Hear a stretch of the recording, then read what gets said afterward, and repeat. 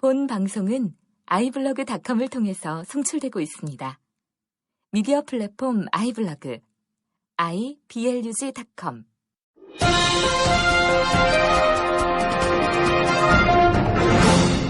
네, 청취자 여러분 안녕하십니까? 하늘 비밀을 풀어드립니다. 한 목사의 비밀의 자입니다. 안녕하세요. 안녕하세요. 네, 목사님도 안녕하셨어요? 예, 안녕하세요, 용우 씨. 네, 달라스에 드디어 변호인 상영이 되었죠? 보셨어요? 네, 저는 봤습니다. 저도 봤어요. 목사님 언제 보셨어요? 저는 지난 일요일 날, 주일 날 오후에 4시 10분 거. 저는 그 전주에 아침 10시 10분 거. 그러면 싸게 보셨네요. 5불. 저는 10불 50. 아, 그게 그렇게 비싼가요? 예, 주일 날은 더 비쌌어요. 오. 예, 주일 날은 4시 이전은 7불 50이고, 그 다음 4시 넘어서는 10불 50이라고 그러더라고요. 그런데 영화 그 시간대를 어떻게 맞춰놨냐면 4시 10분에 맞춰놨어요. 극장 측에서. 일부러? 예, 그래서 10불 50을 냈죠. 네. 근데 뭐 돈이 아까운 영화는 아니더라고요. 아니, 전혀 아니죠. 네. 예. 재밌게 보셨나요? 네, 재밌었어요. 네. 영화적 요소도 많고, 예, 감동적으로 봤습니다. 저도 아시는 분들이랑 6명이서 같이 봤는데, 제 옆에 계신 분이, 울음 참느냐고 조금 고생을 하셨던 것 같아요. 그래서 남자분이었어요? 남자분이니까, 예. 울음을 참죠. 그래서 끝나고 나서, 선방했다. 그러길래 뭔 말씀 하시나 그랬더니, 이제 울음 참느라고, 예. 선방했다고. 제 아내는 옆에서 울던데, 그런데 남자도 마찬가지예요. 남자가 나이가 들면, 제 생각엔 그런 것 같아요. 뭐 60대 돼서는 모르겠지만, 제가 60대 안 돼봐서, 50 넘어도 아마 좀 그럴 것 같아요. 남자들이 50 넘어가고 그러잖아요. 그러면 작은 일에 삐집니다. 마음도 약해지나요? 마음도 약해지고 작은 일에 삐지고 또 작은 일에 이렇게 화도 나지고 작은 일에요. 이렇게 삐죽삐죽 울기도 하고 그렇게 되져요. 그러니까 아마 그런 거 보고 네. 마음이 축축이 젖으면 오히려 청년분들은 울지 않아도 나이 들으신 분들은 좀 울을 수가 있어요. 좀 옆에서 보시는 분들이 참아주셨으면 좋겠어요. 왜 나이가 들어서 그것도 남자가 돼서 우나. 네네. 그렇게 되는 겁니다. 네, 저가 노릴까봐 그랬답니다. 근데, 저도 아주 재밌게 아주 또 슬프게 또 기쁘게 또 봤는데, 예. 한국에서 그 변호인 보시는 분들, 예. 제가 그 나이 드신 분들 와서 봐서 이제 무슨 평가를 내시나 이렇게 봤는데 어떤 분들 2개를 봤거든요, 후기를. 예. 한 분은 영화 끝나고 나오시면서 이분이 이제 노무현 대통령을 이제 좋아하지 않았나 봐요. 그래, 우리가 그 사람한테 잘못했네 하면서 이제 나오시는 분들도 있었고, 고문하는 장면에서 또 어떤 분은 그래도 저 때는 어쩔 수 없었어. 빨갱이를 잡아야 되려면 어쩔 수 없었어. 이렇게 말씀하시는 분도 있었고 그랬대요. 네. 목사님은 어떻게? 영화를 영화로 보지. 거기에 보면 처음에 시작할 때 보니까 사실을 근거로 했지만 이건 그냥, 시나리오잖아요. 그렇죠? 그런 걸 밝혔더라고요. 처음에. 네네. 그러니까 영화를 영화로 봐야죠. 오히려 사실은 사실보다 훨씬 더, 부드럽고 예쁘게 만들어진 영화가 아닌가 그렇게 생각이 들었어요. 마지막에 그렇게 해피엔딩으로 끝나고 말이죠. 네. 많은 사람들이 그 변호인 편에 서줬다. 부산에 몇 명의 변호사가 있었는데 그중에 몇 명이 뭐 참석을 해서 같이 응원을 해줬다라고 하는 식의 사실은 그런데 저는 80년대를 지내온 사람으로 굉장히 무섭고 살벌했던 시기였거든요. 그런 것을 사실은 제대로 다 담아내지 않았고 노무현 시절도 동일하게 말이죠.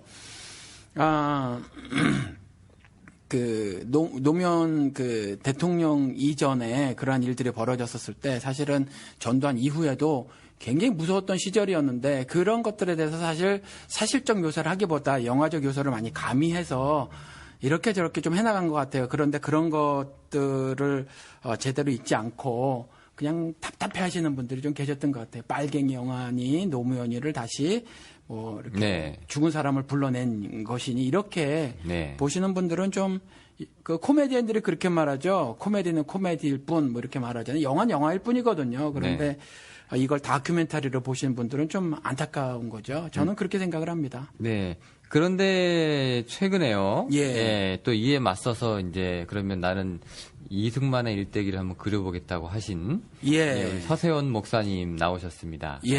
누구 돈으로 영화 제작비를 낸다고요? 글쎄요, 우리 흔히 지금 세상에 유명하게 알려진 스타 목사가 하나 있지요. 전광훈 씨라고. 네네. 빤스 목사로 유명하죠. 되게 싫어하세요, 그분 왜 별명이 빤스 목사인지 아세요? 알죠, 그거. 내 앞에서 내향이라면 여성도에게 빤스를 내려봐 그랬을 때 내리면 내향이고 아니면 아니다. 사실 거기서 그리스도께서 말씀하신 거잖아요. 그리스도께서 내 목소리를 알아듣는 사람, 내 입에서 나가는 하늘 비밀의 말씀을 이해하는 사람이 내 양이고 아니면 아니다. 이거 말씀하신 건데 이 정광훈 씨는 그 내 교인 아닌 거, 내 교인이냐 아니야. 이렇게 이제 그 말씀을 곡해를 하고 말이죠. 그렇게 했는데 그것도 판단 기준을 여자 성도에게 뭐 그걸 기준으로 했다라는 거죠. 이 사람이 이 정광훈 씨가 후원회장으로 예. 자기 돈인가요? 교회 돈인가요? 자기 돈이겠어요. 절대로 아니겠죠. 공금이겠죠. 또 공금 횡령의 역사가 새롭게 또 쓰여질 겁니다, 아마. 네, 근데 이거 참 웃기는 이게 될 수밖에 없는 게요. 아니 근데 그 교회 돈이 예. 이제 이렇게 영화 제작비로 쓰이고 예. 이게 헌금이잖아요. 피땀 예. 흘려서 성도들이 낸. 예, 예. 네, 그게 이제 이렇게 허무하게 영화로 막 제작해서 막 들어가도 되는 겁니까? 당연히 안 되죠. 그런데 지금 그러한 구조적 모순을 보이고 있다는 거죠, 한국 기독교계가. 예. 그러면은 이제 서세원 씨가요. 예. 사실 이게 좋은 이미지에서 목사가 되신 분은 아니거든요. 그렇죠. 그렇지 네. 않죠. 서세원 씨 뭐 아시지만, 사실은 그 뭐라 그러죠? 수배를 당했었고, 도망을 미국으로 갔고 말이죠. 예전에요. 예, 그리고 인터폴에 이제 수배 명령이 내려지고, 그래서 귀국할 수밖에 없었고, 뭐 귀국할 이런 때 혹시 사람이었어요. 왜 그 환자 코스프레 하고 오셨나요? 제가 휠체어 타셨던 거 저도 같기도 잘 지금 하고. 기억은 안 나는데 아무튼지 돌아와서 이분이 말끔하게 신분 세탁을 했죠. 네. 근데 이게 참 가슴 아픈 게 이 목사가 되는 이 과정이요. 예. 그때 이근한 씨도 그렇고 서세원 씨도 그렇지만 이게 목사가 신분 세탁의 길이기도 하면서 예. 거기에 그냥 깔끔하게 또 목사 옷으로 갈아입는 명예를 또 얹어서 나오는 이게 길이기도 하잖아요. 그렇죠. 그러니까 목사만 되면 이게 어떤 한국의 그 특이한 어떤 분위기인데 이름 석자뒤에 목사만 붙으면 말이죠. 기독교인들에게는 어떤 절대적인 믿음 이런 것들을 주게 되나 봐요. 그래서 설사 범죄를 저지른다고 하더라도 우리 뭐 지금 방송에서 조용기 씨도 얘기하고 김홍도 씨도 얘기하고 김홍도 씨 뭐 맨날 그 교회 헌금을 마음대로 이용해서 법정에서는 판사께서 좀 똑바로 살으라는 그 법정 센텐스 있잖아요. 선언 말고도 그와 같은 충고의 말까지 했잖아요. 근데 그런 이후에 유죄 선고를 받고도 또 그러고 그랬단 말이죠. 조영기 씨도 마찬가지고 그럼에도 불구하고 절대적 신임을 얻고 있단 말이에요. 그렇죠. 세상에서는 그들을 굉장히 비난하고 말이죠. 그러는데 그런 것들이 있어서 이렇게 목사자만 붙이면 이름 뒤에 네. 석자 때 붙이면 교인들은 그들에게 절대적 신임을 보이고 뭐 그런 것들이 있어요. 서세원 씨가 아마 이근한 씨와 동일하게 그런 것들을 읽은 거죠. 그런 어떤 시장을 본 거죠. 시장을 잘 읽고 그래서 내 삶을 요렇게 한번 바꿔보자. 내 그 무너진 도덕을 요렇게 한번 세탁을 해보자. 뭐 이랬던 것 같은데 목사가 되면요. 단순히 그 뭐 이렇게 그 도덕적 세탁만 되는 것이 아니라 거기에 조금 전에 말씀하시는 대로 어떤 그거보다 더 뛰어난 어떤 숭고한 그 뭐 또 붙여가지고 나올 수 있거든요. 그렇죠. 죄인이 들어갔다가 일반인으로 나오는 게 아니라요. 그 정도가 아니에요. 예, 죄인이 들어갔다가 화려한 목사로 이제 부흥을 그렇죠. 사회의 어떤 지도급 인사 뭐 이렇게 이제 네. 되어져서 나오는 거죠. 실제로도 그 나중에 이제 퇴직하신 분들 사이에서도 예. 교회 다니시는 분들은 이제 목사가 되기 위해서 신학교 들어가는 거를 한 번쯤 고려를 하신다고 해요. 왜냐면 이제 먹고 사는 걸 이제 다 하고 예. 50, 60 되셔가지고 이제 목사로 살면 이제 존경도 받고 그 나이에 예. 네 이제 존경도 받을 수 있고 그다음에 뭐 좀 나름 보람된 일을 좀 하고 이제 죽을 수 있지 않냐 해서 예. 예 이제 말년에 이제 신학교를 기웃거리시는 분들도 있다고 하는데 저는 목사의 길을 이제 가지는 않고 이제 중간에서 이제 포기를 한 사람입니다만은 예. 이렇게 너무나도 쉽게 너도 나도 이제 가져갈 수 있는 이런 그 직은 아닌 것 같긴 한데요. 예. 목사님은 뭐 어떻게 생각하세요? 이렇게 쉽게 이제 목사가 되고 또 쉽게 나와서 존경을 받고 하는 이런 것들을 보면은 뭐 저 사람들 나와서 물 흐린다 이런 생각은 안 해보셨나요? 아니 안타까운 마음이 들죠. 첫 번째는 그 당사자들에게 안타까운 마음이 들어요. 왜냐하면 이제 성경을 통해서 보면 이러한 사람들은 모두 지옥 형벌을 받을 거거든요. 그런데 그거 모르고 이 땅에서 여러 가지 좋은 것들을 누려보고자 이제 그렇게 행동을 하는 거거든요. 사실은 서세원 씨나 이근한 씨 같은 경우는 처절한 반성들이 있어야 해요. 처절한 반성들이 있어야 하는 것이 옳은 건데 서우세훈 씨는 기자회견에서 그랬단 말이죠. 자기가 사실 이러이러한 그 사회의 판결을 받았지만 뭐 법정 판결을 말하는 거겠죠. 그런데 돌아다 보건대 자기는 크게 그렇게 잘못한 것이 없다라고 떳떳하게 아주 기자들 앞에서 말을 한 사람이거든요. 그러니까 처절한 반성도 없이 그냥 목사가 되고 말이죠. 목사가 돼서 지금 이와 같은 기가 막힌 그 어떤 삶을 누리고 있는 거예요. 그리고 나서 빨갱이들을 다 척결하기 위해서 이승만 영화를 제작을 해야 한다. 뭐 이래 이제 일선에 나간 거죠. 네. 참 안타까운 일이에요. 변호인 때문에 이제 자극을 받아가지고 이제 그런 영화가 나온다. 예, 네. 근데 참 웃기는 일인데 하면서 두고 보고 싶어요. 네. 뭐 반대하고 싶지도 않고. 예, 사실은 서세원 씨 말고도 이근한 씨 같은 경우에는 고문 기술자. 네, 고문 기술자 김근태 씨도 고문했던 걸로 잘 그렇죠. 알려져 있고, 그렇죠. 네, 굉장히 이제 유명한 사람인데 이 사람이 목사가 된 게 옛날 사람들이 이제 세상에 정 떨어져 가지고 스님이 되는 케이스랑 너무나 유사하더군요. 그렇죠. 네, 자기는 국가에 대해서 일평생 헌신을 했는데 그걸 못 알아주다니 에이 이놈의 세상 하면서 이제 숨어 들어간 곳이 이제 교회인 것처럼 예. 네, 그렇게 이제 목사가 됐고요. 예, 예. 목사가 된 이후에도 설교 자리에서나 뭐 할 때 자기 자신의 옛날 뭐 인권 탄압이나 이런 거에 대한 회개는 없고, 그렇죠. 네, 이제 오히려 그거를 이제 합리화하거나, 미화하고 네, 네 그런 오히려 이제 부인하기도 하고요. 애국적인 행동이었다고 말을 하고. 네, 그러다가 이제 여론이 안 좋아지니까 결국 이제 목사직이 이제 박탈당하고 막 그런 일들이 있지 않았습니까? 예. 네, 이런 것들은 전혀 이제 목사하고는 어울리지도 않고요. 예. 네, 그렇게 쉽게 목사의 자리에 앉는 것도 좀 이해가 잘 안 되고요. 예. 그러니까 두 가지 면을 좀 지적을 해보면 조금 전에 말씀드린 것처럼 구조적 모순이 있어요. 너무나 쉽게 신분 세탁이나 아니면 도덕 세탁 같은 것들을 하게 할 수 있는 어떤 그 기독교 내의 제도가 있거든요.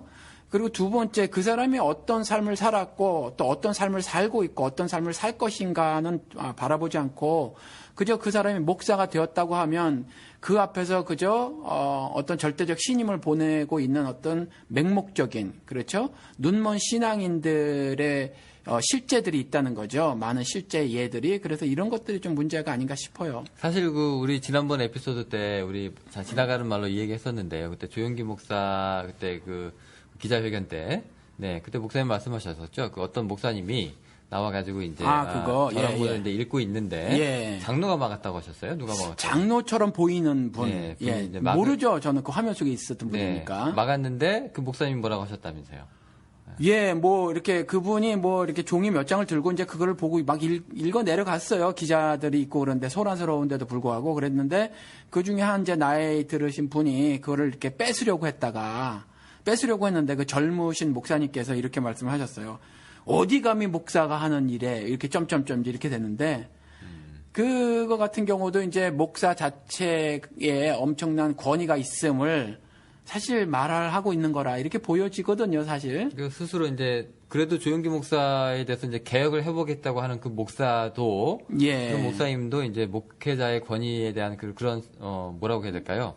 그 자기 존중감, 예. 네, 자기 권위 의식 같은 걸 갖고 있는데요. 예, 그렇다면 자기 말대로라면 사실은 감히 세계적인 목사, 그렇게 기독교계에 전무후무한 업적을 쌓은 조영기 목사가 아무리 잘못했다고 하더라도 목사인데 그 사람도 어찌됐거나 자기도 비판을 해서는 안 되죠. 그러니까 그와 같은 생각 자체가 좀 그렇고 또 하나는 그 나이가 좀 들으신 분, 그분이 어디 감히 목사가 하는 일에 이랬더니 그냥 쑥 그 주눅이 들어가지고 이렇게 피해가는 장면을 보았거든요.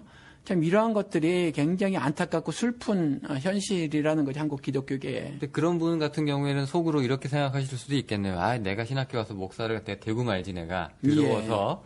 네, 뭐 이렇게도 생각하시면 또 하나의 목사가 예. 탄생이 되면서 나도 이제 목사다. 실제로 그렇게 말씀하시는 분들을 저는 사실 서너 명 이렇게 만나뵌 적이 있어요. 정말 들어워서 목사 예, 된다. 들어워서 내가 목사 되겠다. 정말 지금 현재 우리 담임 목사님 이거 뭐 어쩌고 저쩌고 이런 문제점이 많은데 도무지 뭐 개선도 안 되고 어쩌고 내가 목사를 하겠다. 이런 사람들을 저는 그동안 한 서너 분을 만나본 적이 있어요. 네, 그 바람직한 현상인가요?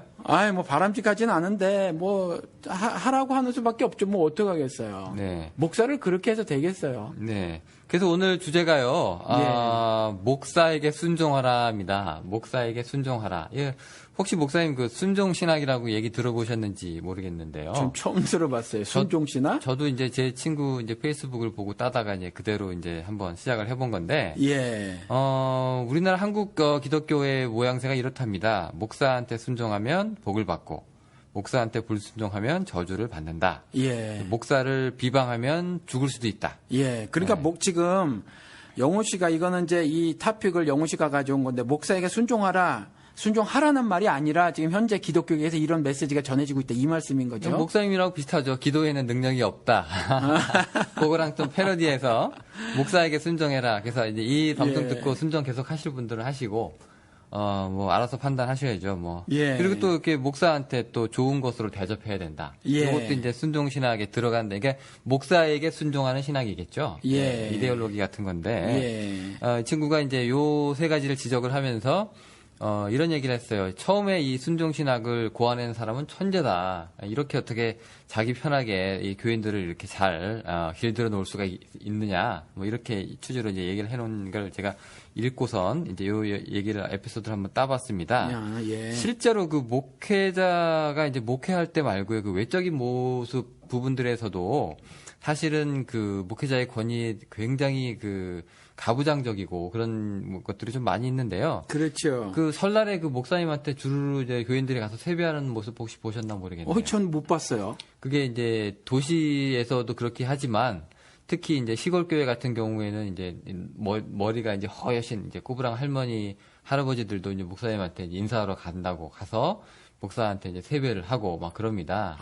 예, 물론 이제 겸손하신 목사님은 이제 같이 맞잘도 하시고 그러는 건데, 예. 네, 요게 어떻게 보면은 이게 한국이란 사회가요, 이게 굉장히 뭐라고 해야 될까요? 장유유서라고 해서, 예. 나이순 이 문화가 굉장히 강한데, 그거를 이제 앞질러 버리는, 그게 바로 목사직이 된 거죠. 예, 근데 이제 한국에서는 또 그 장유유서 그것도 있지만 군사부 일체 그것도 있거든요. 네. 그래서 어떤 신분이 되지면 사실은 목사가 신분은 아닌데 어떤 자리에 오르게 되면 그것에 대한 권위가 이렇게 자동적으로 또 주어지는 그런 것들이 있어요. 그래서 제가 한번 비아냥거리면서 경동교 교주라고 말한 장경동 씨 있잖아요. 네네. 장경동 씨가 미국에 왔었을 때 저 30대 때 그 집회를 간 적이 있어요. 그때 이제 뭐 잘 나가는 목회자였으니까 지금은 이제 자리를 잡고 나이가 들어서 좀 그런 거 조심하겠지만 그때 이제 젊은 나이에 출세를 해서 그런지 그때 이런 모습을 보였었어요. 그러니까 70대이신 할머니 머리에 손을 이렇게 딱딱 얹고 이렇게 왔다 갔다 그러니까 한 군데서 설교를 한 것이 아니라 뭐 왔다 갔다 하더라고요. 그래서 회중 가운데로도 좀 가고 이렇게 앞자리 한 두 줄, 세 줄까지 그래서 머리나 어깨를 툭툭 치고 머리에 앉아서 이렇게 하는 이런 모습을 보는데 이게 이제 어떤 어떤 권위적 우위에 있다 이런 그 모습이 확연하게 드러났고요. 사실 미국이니까 그런 거에 대해서 여기만 해도 사실은 한국처럼 그렇게 하진 않잖아요. 이민교회가. 그러다 보니까 그때 장경동 씨가 많이 욕을 먹었었거든요. 그때 그 집회 때. 예. 그런 것은 이게 저라는 거는 아니지만 같은 의도로 아마 그들 자신을 그 목사라고 하는 사람들 그와 같이 권위와 권위적은 다르죠. 근데 그렇게 권위적인 사람들이 그와 같은 행동을 한 것이 아닌가 싶은데요. 예, 사실 그런 문제도 또 있고요. 전에도 이런 얘기 저희가 들었을지 모르겠는데, 목회자가 이제 출타 중일 때, 이제 사역자들 이제 회의가 있으면, 그 왜 거기 목사님 항상 앉는 자리가 있고 왜 쭉 있는데, 아무도 목사님 의자에 안 앉으려고 하는 뭐 그런 모습을 이제 보인다. 이제 그런 것도 있죠. 건방져 보인다는 거죠. 예. 앉아서는 안 되는 거고. 예. 그 의자가 뭐 대수고 그 자리가 뭐 유별난 자리겠습니까? 예. 그리고 여기서 큰 교회 침례교회 목사님은요, 침례교 목사들, 한인 침례교 목사들 모임 있잖아요. 여기는 침례교 신학교가 여기 크게 있으니까, 세계에서 제일 큰 게 있으니까 한인 네. 학생들도 많고, 네. 또 그러다 보니까 침례교 목사들이 많아요. 다른 지역하고 다르게 여긴 침례교가 제일 많은데, 전체 한인 교회의 절반 정도가 침례교니까 제일 많은데 그 침례교 목사들의 모임 같은 것이 있잖아요. 그러면 그 제일 큰 침례교 목사님은 절대로 참석을 하지 않습니다.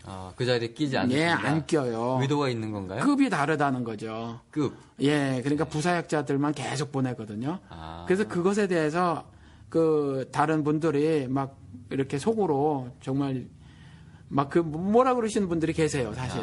예. 너무한다. 예. 이게 사실 그 평신도하고 그 목사들하고의 이게 갭도 있지만 일단 목사가 된다고 해도 또 다 똑같은 건 아닌가 보죠. 그렇죠. 다르죠. 큰 교회 또 중소교회 예. 또 개척교회 또 이런 게 있나 보죠. 그렇죠. 예. 그 알게 나름대로- 모르게 거기에 뭔가 이렇게 순서 같은 거, 순위 같은 게 매겨져 있다라는 거죠. 네, 이게 어떻게 보면 이게 굉장히 무섭기도 하고요. 예. 이런 거 처음 들으시는 분들은 또 깜짝 놀라실 수도 있겠는데, 네, 하여튼 실제로 오늘날 목사님들이 보면은 스스로 이제 저기 교인들을 섬기기보다는 예. 이제 섬김을 받는 그런 모양새들을 조금 더 많이 이제 갖고 있습니다.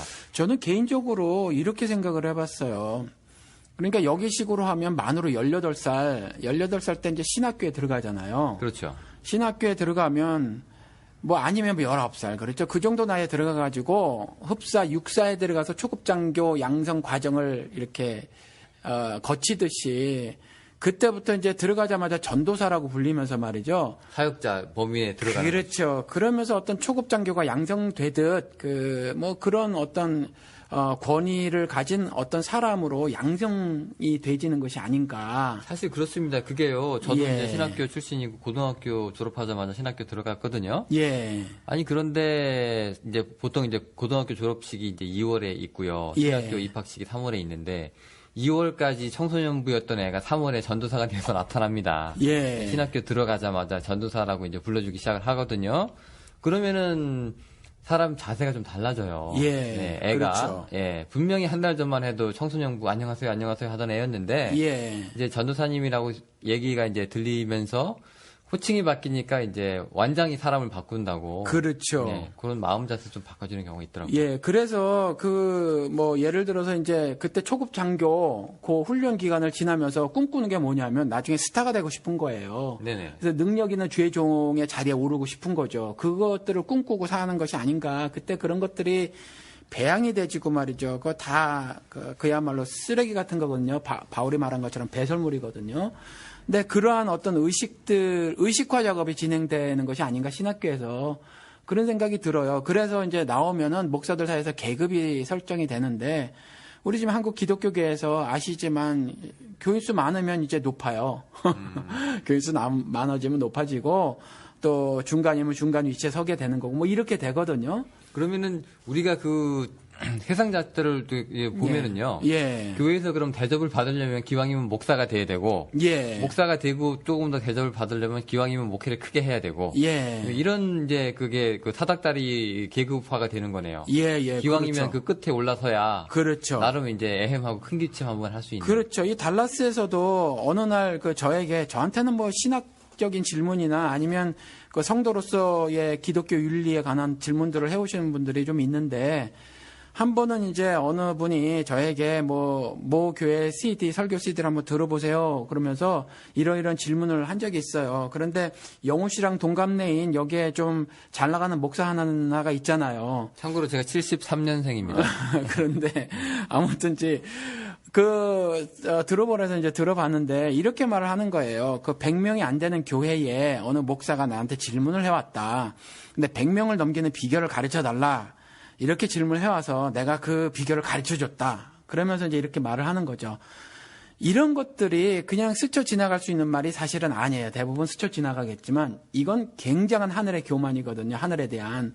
그러니까 어느 정도 자기가 교인을 끌어모았다고 해서 자기가 능력 있는 주의 종의 반열에 스스로 올라가 버린 거고 그야말로 종, 즉 servant, 노비라는 얘기거든요. 그냥 시키는 대로 사는 사람이 종인 거거든요.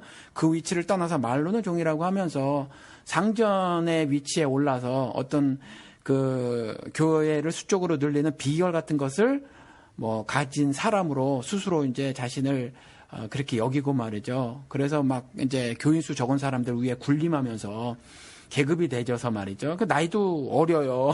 그런데 그 장경동 씨처럼 일찍 출세를 해가지고 말이죠. 이와 같은 어떤 정말 받아들이기 어려운 아주 해괴망측한 발언들을 막 한다 말이죠. 이게 다 이와 같은 목사들이 나와서 일단 순위가 매겨지고 말이죠. 일단 그와 같은 어떤 의식화 작업이 진행되고 그 다음에 스타가 돼버리면 스타 목사가 돼버리면 이제 서열이 이렇게 자연스럽게 정해지는 이와 같은 일들이 있다라는 거죠. 그러면 이제 목사들끼리 모임에서도 이제 잘 보여야 될 사람과 그렇죠. 그렇지 않은 사람 예. 뭐 이렇게 나누고 아니 그러면 이게 어떻게 보면 타락이라면 타락이고 변질이라면 변질인데요. 두 개 다죠. 이게 그 처음부터 이렇게 이 사람들이 이제 내가 목사가 되면 이런 목사가 되어야지라고 이제 그렇게 되는 건가요? 아니면 그렇게 만들어지는 건가요? 계속 전도사님, 목사님이라는 소리를 듣다 보니까 자기도 모르게 이제 목에 기부스가 차게 되는 건가요? 그러니까 말씀보다 전체적인 분위기가 그런 것 같아요. 예를 들어서 미국에서 그러니까 여기도 학군이 있잖아요. 괜찮은 학군, 뭐 중간 학군, 아니면 좀 그렇지 않은 학군. 그런데 한국하고 다르게 여기는 그렇지 않은 학군에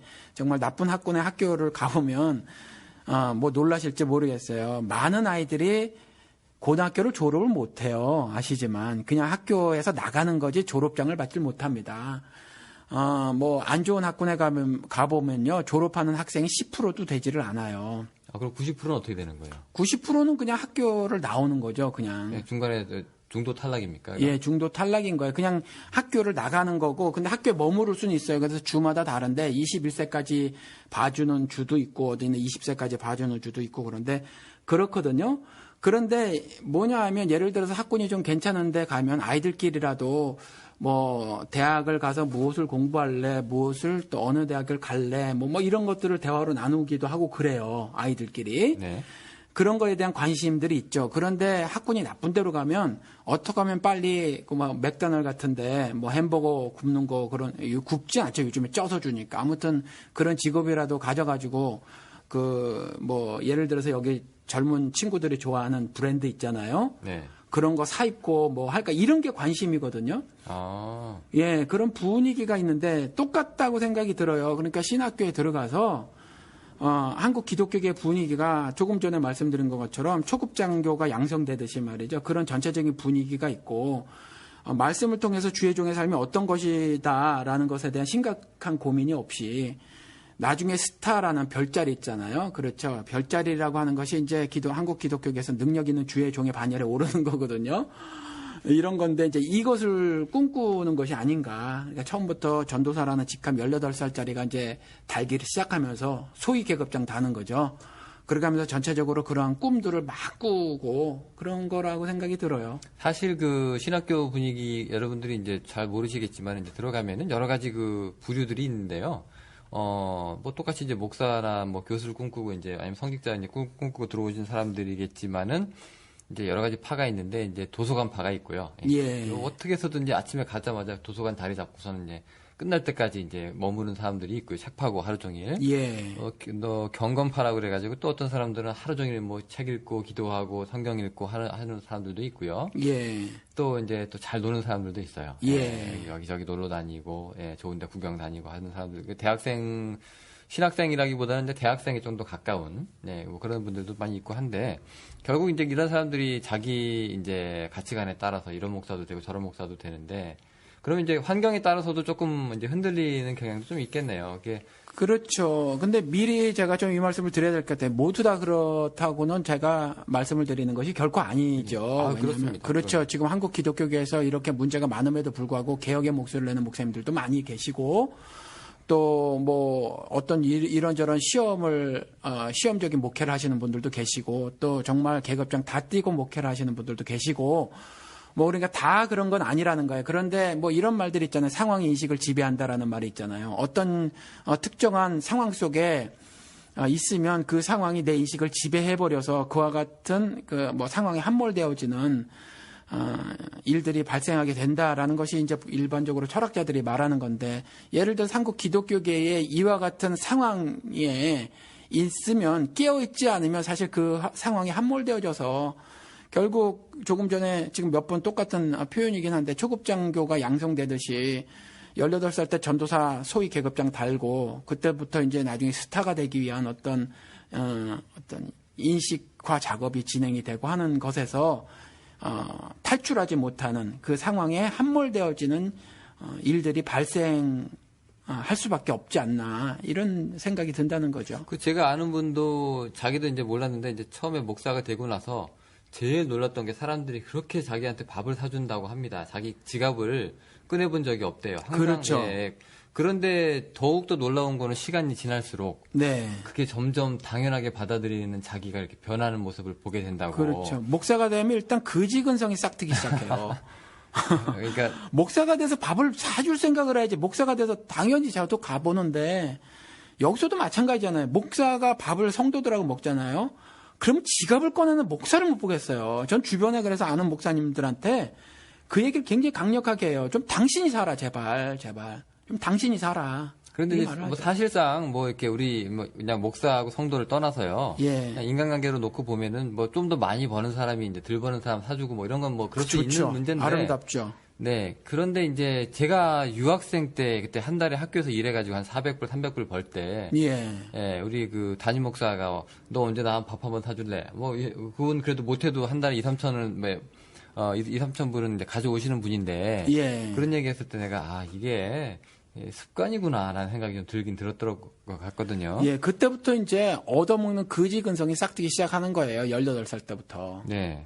그래가지고 다시 말씀을 드리지만 안 그러신 분은 제외라는 거죠. 네. 그래서 솔직히 예. 뭐 목회자들 주머니가 그렇게 두껍지는 않잖아요. 지갑이 예. 얇은데 그런 면에서 이제 뭐 이렇게 성도들 분들이 이제 안쓰럽게 여기시고 이제 밥을 사드리고 하는 그런 건 있는데 예. 그게 이제 당연시되거나 이제 당연히 내가 목사니까 네가 지갑을 열어 뭐 이런 분위기는 조금 지양해야 되죠. 굉장히 이거 무서운 사건이 될 수도 있습니다. 예. 그래서 저는 그렇게 말을 해요.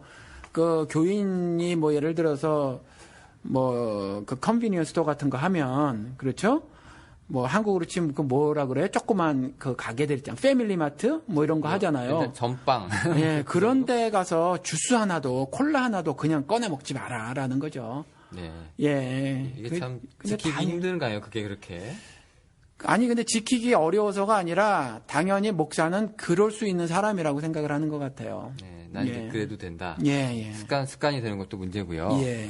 네, 하여튼 그렇습니다. 근데 이게 실제로 오늘날 목사님들이 이렇게 뭐 교회에 오너십이 있는 것처럼, 예. 네, 그다음에 의사 결정자이자 소유권자이자, 예. CEO이자, 예. 뭐 권력의 중심이자, 예. 또 예산 집행자이자, 예. 뭐 여러 가지 있잖아요. 예, 예. 특히 또 한국은 또 아버지하고 가장 이미지가 좀 강해서요. 그렇죠. 예, 여기 미국에도 없는 그런 내가 이제 아버지고 가장이기 때문에 예. 예, 이제 나한테 잘해라라고 하는 그런 거. 여기도 아버지 개념 있어요. 미국 사람들도. 있나요? 예. 그리고 제가 어느 미국 기독교인하고 대화를 나눈 적이 있는데 자기가 아파서 2주 동안 교회를 안 갔대요.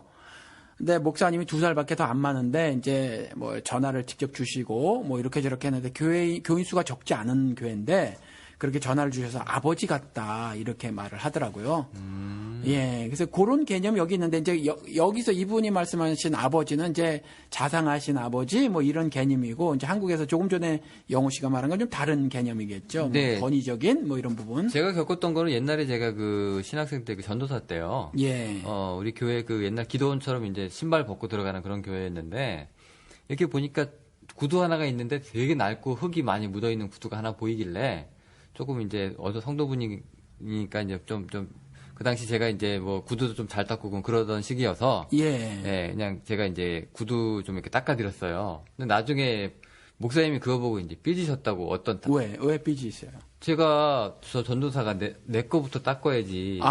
저기 남의 거 닦고 있다고 이렇게 삐지셨다요. 그래서 저는 그걸 모르고 있었어요. 그냥 낡은 구두가 있어서 불쌍해서 좀 이렇게 드린 거였는데 예. 누구 건지도 모르고 예. 나중에 목사님이 저 이제 나갈 때 예배 끝나고 내 구두 닦고 가 그러시더라고요. 예. 하고 그랬는데 나중에 알고 봤더니 삐지셔가지고 예. 내가 이 교회의 아버지고 예. 내가 여기 뭐 가장인데 예, 어떻게 맞아요. 저렇게 이게 닦아도 순서가 틀렸다는 거죠. 예, 요즘엔 아마 그런 일 없겠죠. 그렇죠. 이게 한 20년 전 일이니까. 저도 그런 적이 있었거든요. 옛날에 수술 나오시네 이제. 그 신발 안 신고 이제 올라가고 그랬잖아요. 이 여기를 단해를 그런 교회들이 많이 있었잖아요. 그래서 실내와 같은 이 슬리퍼를 여기다 이렇게 놓고 네, 자기 어떤 거 분들은 이제 구두를 벗고 올라가시고 어떤 분들은 슬리퍼를 이제 신고 올라가시는데 아니 슬리퍼를 이렇게 항상 이제 여자 성도님들이 이렇게 가지런히 다시 나올 때 거꾸로 이렇게 잘 놔준 교회였었거든요. 근데 한 번은 그걸 늘상 하시던 분이 교회를 무슨 일로 안 나오셨단 말이에요. 그러니까 아무도 안 했어요. 그런데 그거를 지적을 하시는 거예요. 아, 왜 정리가 안 돼 있냐? 예, 그걸 자기가 그냥 이렇게 돌려서 신으면 될 걸. 그렇죠? 그러니까 정말 이런 만약에 우리 방송을 청취하시는 분들 중에서 이와 같이 옛날 분위기를 잘 모르시는 분들은 무슨 얘기를 하시나 그러겠지만 사실 이게 다 실화라는 얘기예요. 그렇죠? 그게 이제 남녀 구분도 조금 있는 게요. 예. 우리 항상 교회에서 목사님 설교하기 전에 그것도 물 갖다 놓는 건 사모님. 예. 그 앞에 꽃꽂이 하는 거는 이제 여자 집사님. 예. 뭐 그런 거 있잖아요. 예. 네, 이런 것도 그냥 미국 교회는 그냥 그 목사가 그냥 자기 물통 하나 딸랑딸랑 그렇죠. 들고 물 먹고 싶으면 지 손으로 떠다 먹으면 되지 왜 여자 성도님이 가서 물을 갖다 놔야 되는지 네. 모르겠어요. 네네. 뭐 하여튼 뭐 그런 식으로 예. 지금 다 이게 자기가 서빙하는 게 아니라 그렇죠. 서브를 받고 있는 그런 상황인데요. 예. 참 종이 아니라 상전이죠, 지금. 가운도 입으시잖아요. 예. 이 가운이 입고 없고의 차이가 좀 굉장히 크다고 하는데 예. 이 가운을 입음으로써 좀 굉장히 엄숙해지고요. 예. 뭐 그런 효과가 시각적으로 있는 건 사실이잖아요. 그렇죠. 네. 그런데 요즘에는 가운 입으시는 분은 별로 없는 것 같아요. 아, 그래요? 예. 그런데 아무튼 어떤 상징성이 있죠. 네. 그런데 성경에는 이렇게 어떤 특별한 옷을 입도록 되어 있지를 않아요. 다만 옛날에 구약 시대에 제사장들이 에봇이라는 걸 입었죠. 흰 옷. 근데 그게 속옷이에요. 겉에 가운이 아니라. 속옷이고 이제 그거를 입고 뭐 청색 옷 같은 것을 그 겉에다 대서 입고 말이죠. 그리고 이제 에봇을 앞치마 같은 것을 댔죠. 레위기에 보면은 앞치마 같은 것을 이렇게 입고 거기에 이제 뭐 흉패 달고 흉패 안에 뭐 우림과 둠밈 이런 거 넣어놓고 뭐 이랬단 말이죠. 그런데 이건 특별히 목사가 그때 당시 제사장인데 뭐 제가 이 방송에 몇 번 말씀을 드렸지만 이제 신약 시대에는 만인 제사장 제도가 확립이 되어 있어서 그리고 흰옷 입은 자가 성도이고 그렇잖아요. 그래서 사실은 이것이 목사가 이렇게 가운을 입는 건 구약 시대의 제사장이 하얀 색깔의 그 세마포 입는 거하고는 사실 연결되는 개념은 결코 아니라는 거죠. 그래서 이렇게 내가 가운 같은 것을 입어서 특정 계급을 연상시키는 뭐 이러한 행동은 사실은 비성경적이에요. 네, 거기다가 이제 조금 더 배우신 분들은 이제 전에도 말씀드렸지만 박사 가운 입으시고, 예. 네, 설교하시고 막 그러죠. 예. 거기에다가 이제 목사가 오늘날 이제 복도 내리고 이제 벌도 주고 상도 예. 내리는 그렇죠. 네, 그런 이제 사람의 이미지. 이거 제가 아는 분 그때 신학교에 있었으면은 이제 한 번씩 이제 목사님들이 이제 오셔가지고 이제 강연도 하시고 뭐 그럴 때 뭐 항상 이렇게 어떤 분이 이렇게 얘기합니다. 여기서 제일 멀리서 여기까지 온 사람 손 들어봐 막 그래요. 그러면 네. 이제 저는 제주도요. 저는 어디요? 그러면 제주도가 제일 멀어요. 그 제주도 일로 나와봐. 이 사람이 이제 뭐 멈칫멈칫하고 안 나와요. 그러니까 하는 얘기가 목사가 얘기할 때 나오면은 다 좋은 일이 있으니까 나오라고. 그래서 나오면 이제 조그마한 그 자기 교회에 이제 시계 하나 주는 거예요. 예. 이거 이제 가지고 이제 들어가. 예. 제가 하나 드릴게요라고 하면 될 거를. 그렇죠. 그냥 뭐 제일 멀리서 온 사람 나오라 그러고 목사 말 들으면 다 좋은 거 있으니까 그냥 믿고 나오라 그러고. 예. 이렇게 하지 않아도 될 말을 자꾸 포장을 한단 말이죠. 예. 네, 그것도 좋다고 나와서 받아가서 정말로 목사님 말대로 했더니 좋은 일이 생겼습니다. 뭐 이렇게 간증할 것도 아닌데요. 예. 네, 이런 것들. 그런데 이 오늘날 이 목사의 권위를 떠받치고 있는 그 중에 하나가요. 예. 저는 이 부르심이라고 하는 이 특별한 사건들이라고 생각을 하거든요. 예. 근데 목사님은 그런 걸 어떻게 인정을 하시는지는 모르겠습니다만은, 예. 원래 신학교 들어갈 때 이제 소명 간증문하고, 예. 이제 구원 간증문을 이제 써서 제출하라고 하는 그 양식이 있어요. 예. 네, 이게 구원 간증문은 뭐 누구나 아는 것처럼 어떻게 이제 자신이 이제 크리스찬이 되었는가 하는 그런 예. 자기소개서 같은 그런 거고요. 그다음에 소명 간증문이라고 하는 거는 이제 목사님이 인정하시는 단어인지는 모르겠습니다만은 예. 자기가 어떻게 이제 하나님의 부르심을 얻었고 예. 특히 어떤 성경 구절이나 어떤 상황에서 예. 내가 이제 사역자나 목회지를 길을 걷게 이제 결단하게 되었는지 그 동기 예. 뭐 이런 것들을 이제 자세히 적어가지고 이제 뭐 제출하는 그런 겁니다. 예. 근데 이게 정상적으로 작용을 하면 이 사람이 일생을 이제 사역을 하면서 흔들리지 않은 버팀목이 되어주는 사건이기도 한데요. 예. 잘못 이게 적용이 되기 시작을 하면 예. 그러면 이제 목회직으로는 자기가 선택된 사람이잖아요. 어떻게 보면 예. 선민이고.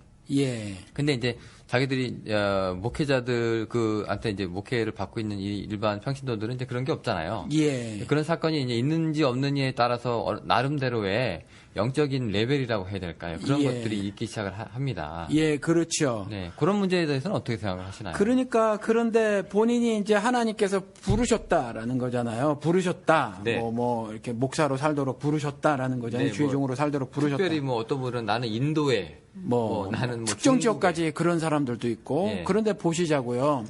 우리 여기에 지금 사우스 웨스턴 세미나리라고 세계에서 제일 큰 저희 학교가 있잖아요. 신학교가 그죠? 예. 규모로 보면 제일 큰 신학교. 신내교입니다. 네. 그렇죠. 그런데 이제 여기 한국 목사님들이나 전도사님들 굉장히 많이 유학을 와 있고요. 그다음 여기에서 나오신 분들 가운데서 한국으로 안 가고 그냥 또 계신 분들도 많단 말이에요. 그 수까지 하면 굉장히 많은데 그렇죠. 몇백 명은 되는 것 같아요. 네. 근데 99%가 그냥 놀고 있어요. 그렇죠? 그렇죠. 그러니까 예. 조금 나쁘게 얘기해서 노는 거고. 노는 거예요. 그냥 어디 뭐 이름이 이제 부사역자인데 네. 그리고 뭐 마지못해서 어떤 사역들 하나씩 감당을 하고 있는지 모르지만 뭐 그것도 감지덕지거든요, 사실. 근데 대부분이 이제 그나마도 없는 네. 그냥 목사라고만 불리지 뭐 그냥 그나마도 없는 사람들이 그렇게 했는데 그러면 이 사람들이 다 하나님으로부터 들었다고 하는 부르심은 뭐냐는 거죠. 이렇게 놀고 있는 네, 사람들이. 그 교회에 뭐 쪽수 채우려고 부르심 받은 것도 아닐 텐데. 그렇죠. 네. 그런데 이게 이제 이 지역만 그러냐? 그렇지 않다라는 거죠. 저는 이제 캘리포니아에서 공부했는데 캘리포니아는 더 심각해요. 거기는 신학교가 많으니까. 워낙 한인들도 많이 오는데. 예, 거기는 더 심각하고요. 또 뭐 한인 운영 한국말로 하는 신학교도 있거든요. 아, 예, 그런 분들이 사실 대개가 그냥 아무 일도 안 하고 있단 말이죠. 많은 사람들이. 그러면 그들이 들었다고 하는 그들이 말하고 있는 하나님의 부르심이 도대체 뭐냐라는 거죠. 그러니까 사실 이제 이분들의 예. 실상이요. 예. 네, 제가 옆에서 지켜보면은 이렇게 유학 올 때 와가지고 여기서 애를 낳고 예. 학기가 끝나면 애가 이제 불쩍 커가지고 이제 학교도 들어가고. 예. 일단 미국 학교에 들어가면 한국으로 귀국은 이제 끝난 거라고 다들 인식이 되는 거죠. 그렇죠. 왜냐하면 네. 한국에 있는 애들은 여기 와서 적응하는데 네. 여기에서 공부하는 애들이 한국에 가서 적응을 못해요, 많이. 안 되죠. 예. 네. 그래서 이제 못 돌아가시고 또 90년대 중반까지만 해도 미국에서 공부한 것 가지고는 뭐 행세를 좀 할 수 있었는데 이제 그거 갖고 안 되고 말이죠. 너도나도 나오니까요. 예. 그리고 또 뭐 여기서 공부한 사람들이 뭐 굉장한 실력을 갖추고 간 것으로 이전에는 그냥 이제 유학파라서 그렇게 인정을 받았다고 그래요. 그때는 제가 많이 소수였으니까. 들었는데. 예. 네. 근데 이제 지금은 뭐 미국에 가서 공부를 했다고 하더라도 뭐 그리 대단히 뭐 그런 것 같아 보이지 않으니까 이제 별로 뭐 쓸모 혹은 가치 이런 것들이 많이 이제 떨어진 거예요. 1년에 뭐 신학 박사만 1000명씩 나온다고 하니까요. 예, 뭐 그러니까 아무튼 이제 여러 가지 상황으로 못 가니까 마음이 안타까워요. 저는 개인적으로 안타까운데 여기서 오늘 이제 다루고자 하는 것들이 이들의 부르심이 사실은 뭐 개인적으로 다 감정적 어떤 충만의 결과 그렇죠? 지난번에 말씀을 드렸는지 모르겠지만 우리 큰 딸의 친구 하나가 나이는 더 많지만 한두 살 더 많은 것 같은데 어떤 뭐 계기가 돼가지고 터키로 가버렸단 말이에요. 그런데 여기서 체류를 할 수 있는 정식적인 신분을 갖추질 못한 아이였는데 갔어요. 갔다가 결국 못 들어왔거든요. 6개월 만에 터키 말도 안 되고 아무것도 말도 안 되는데 거길 가버린 거예요. 그 어른들이 좀 말렸어야 하거든요. 그리고 가족이 말렸어야 하는데 여기 뭐 누구도 있고 누구는 있는데 안 말렸어요. 그래서 제가 그랬거든요. 그 이전에도 그런 감정적 결정이 결코 하나님의 사유기의 부르심이 아니다라고 말을 했는데 결국 그와 같은 일이 저질러진 거고 그리고 지금도 마찬가지로 조금 전에 말씀드린 것 같이 이 수많은 이 후보생들 이거 어쩌냐 말이죠. 그렇잖아요. 아직 갈 데도 없고. 예. 네, 너무 많이 이제 몰리고요. 그렇죠. 네.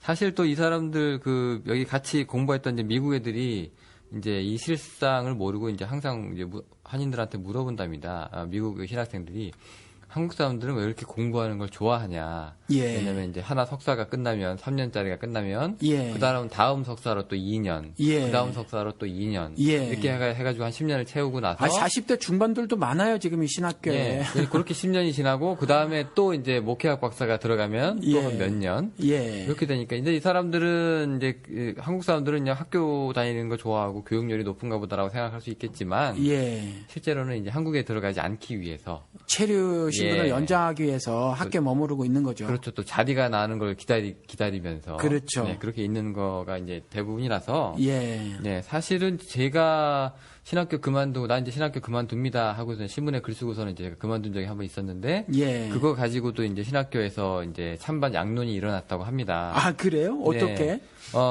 이게 심하게 저를 몰아치셨던 분들은 이제 저는 그때 학생직을 떠나 있었기 때문에 이제 제가 읽지를 못했는데 심하게 몰아친 사람들은 어떻게 이렇게 뭐 하나님의 일을 하다가 이렇게 쉽게 그만두면서 이런 말까지 할 수 있느냐. 예, 그거 아주 뭐 이렇게 자랑스러운 것처럼 얘기를 하느냐. 막 침을 뱉는 듯한 뭐 느낌이었다. 뭐 이런 사람들도 있고 또 저를 또 두둔하시는 분들도 있었어요. 우리의 모습을 잘 봐라. 여기서 도대체 비전이나 있느냐. 예. 예, 그래도 자기 거 할 걸 찾아가지고 저렇게 살겠다고 이렇게 뻐퉁거리고 사는 게 낫지. 예. 할 거 없이 뭐 학위를 이거 했다 저거 했다 교회도 여기 갔다 저기 갔다 이게 도대체 뭐냐. 그럼 우리한테 뭐 각성이 좀 되는 사람이다. 뭐 이렇게 얘기가 있었다고 합니다. 뭐 어떻게 보든 뭐 판단을 알아서 하실 문제지만 그게 그렇게 큰 이슈였던 것 같긴 해요. 이 사람들한테 있어서는. 예. 제가 나온 신학교는요, 뭐, 이거 말씀드리면, 이제, 제가 어느 신학교 나왔는지 찾아보시면 쉽게 찾으실 수 있을 것 같아요. 쉐이핑 앤 이키핑이라는 단어를 써요. 그러니까 크리스천 리더로서 그 신학교 그 과정 중에 쉐이핑, 그러니까 모양을 만든다는 거죠. 그리고 이키핑은 채운다라는 거잖아요.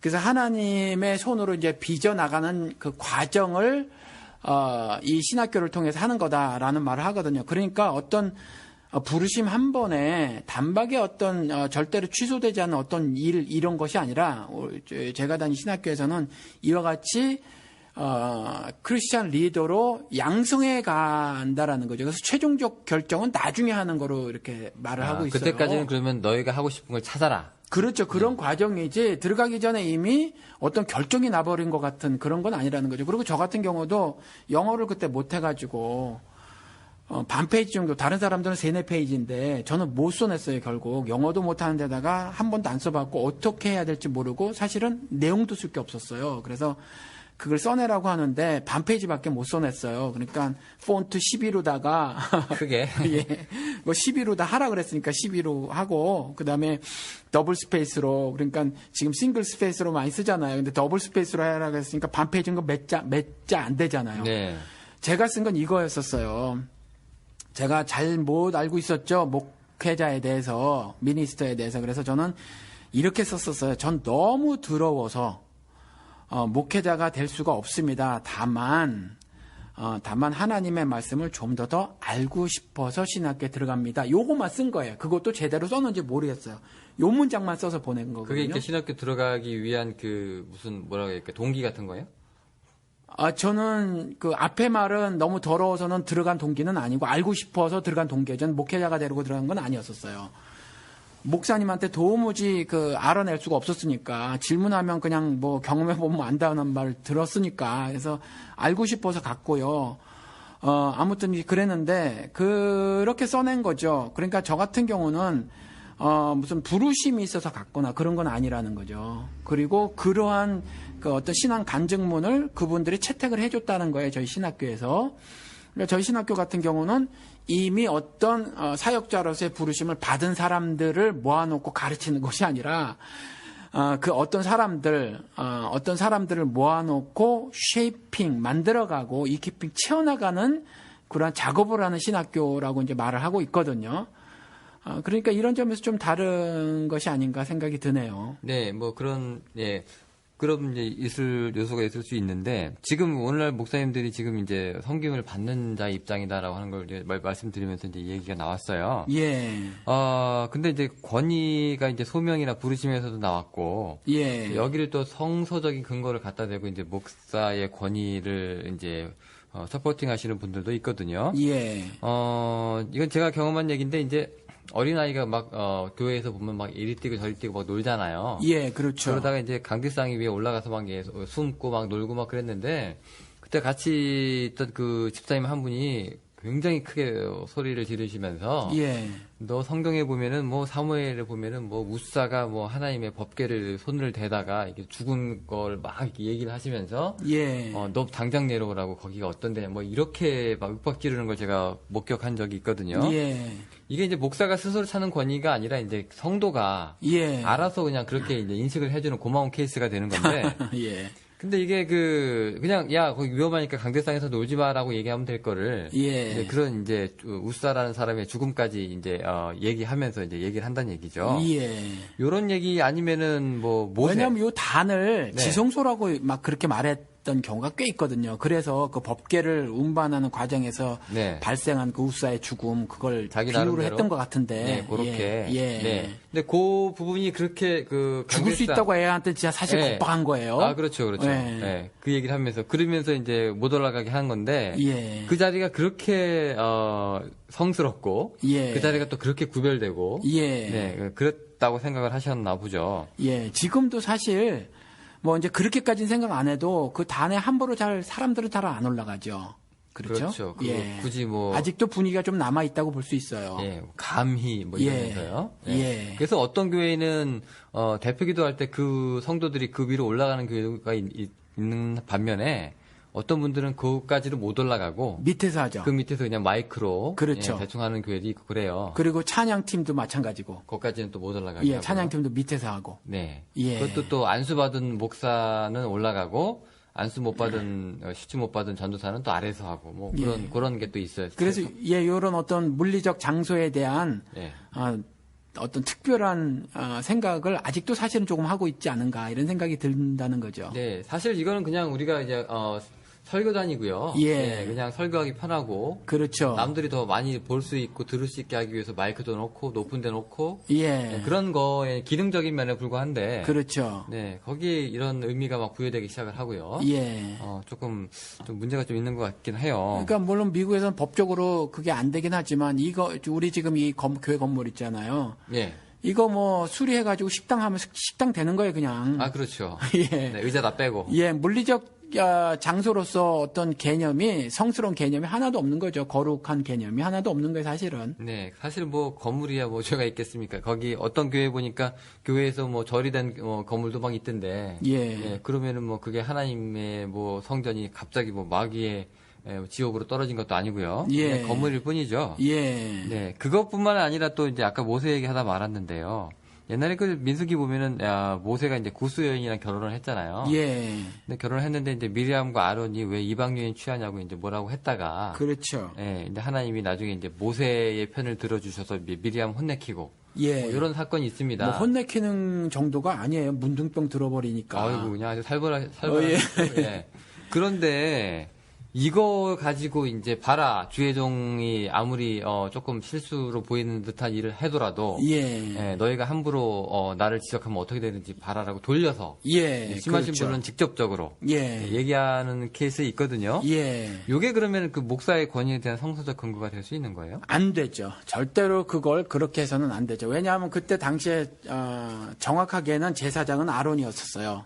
아론. 그렇죠. 네. 아론이 제사장이었었어요. 근데 이제 아론하고 미리암이 이런 거짓말을 한 거거든요. 모세에게만 하나님이 말씀하셨더냐, 우리에게도 말씀하셨다. 이건 아주 새빨간 거짓말이었다는 거죠. 모세 뭐 너만 잘났냐 뭐 이런 거예요? 너만 잘났냐보다는 일단 이방 여인하고 결혼하는 것이 자신들의 관습법에 의하면 불법이란 말이죠. 그리고 이방 여인과 결혼하지 말라라는 말씀도 있는데 그 말씀에 대한 속뜻은 모르고 단순히 혈통적으로 이방 여인과 결혼하면 안 됨을 말하니까. 근데 그 이전에 자신의 조상들도 이방 여인하고 결혼을 했었단 말이죠. 그런 것처럼 그런데 단순히 이제 자기네 관습법 하에서 아니면 도덕 하에서 그 이방 여인하고 결혼한 것에 대해서 이제 질책을 가하는 장면에서 선민, 혈통적인 어떤 구별됨으로 인식하고 있었던 이 정말 쩌들은 선민의식 있잖아요.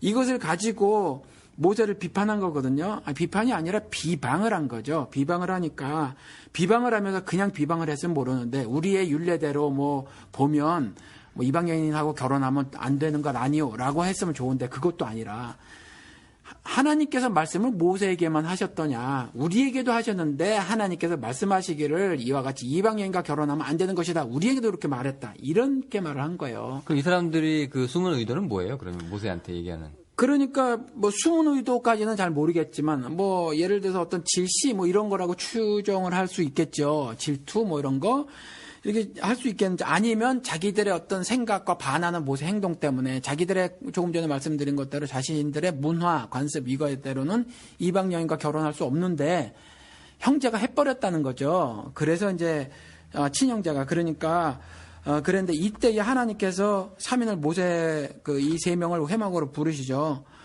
그리고 나서 말씀하시는 게 나는 이전에 뭐 선지자나 뭐 이런 사람들에게 이상이나 꿈으로 말을 한 적이 있다. 그런데 모세에게는 이 정도가 아니라 그냥 직접 대면서 말을 했다라는 거죠.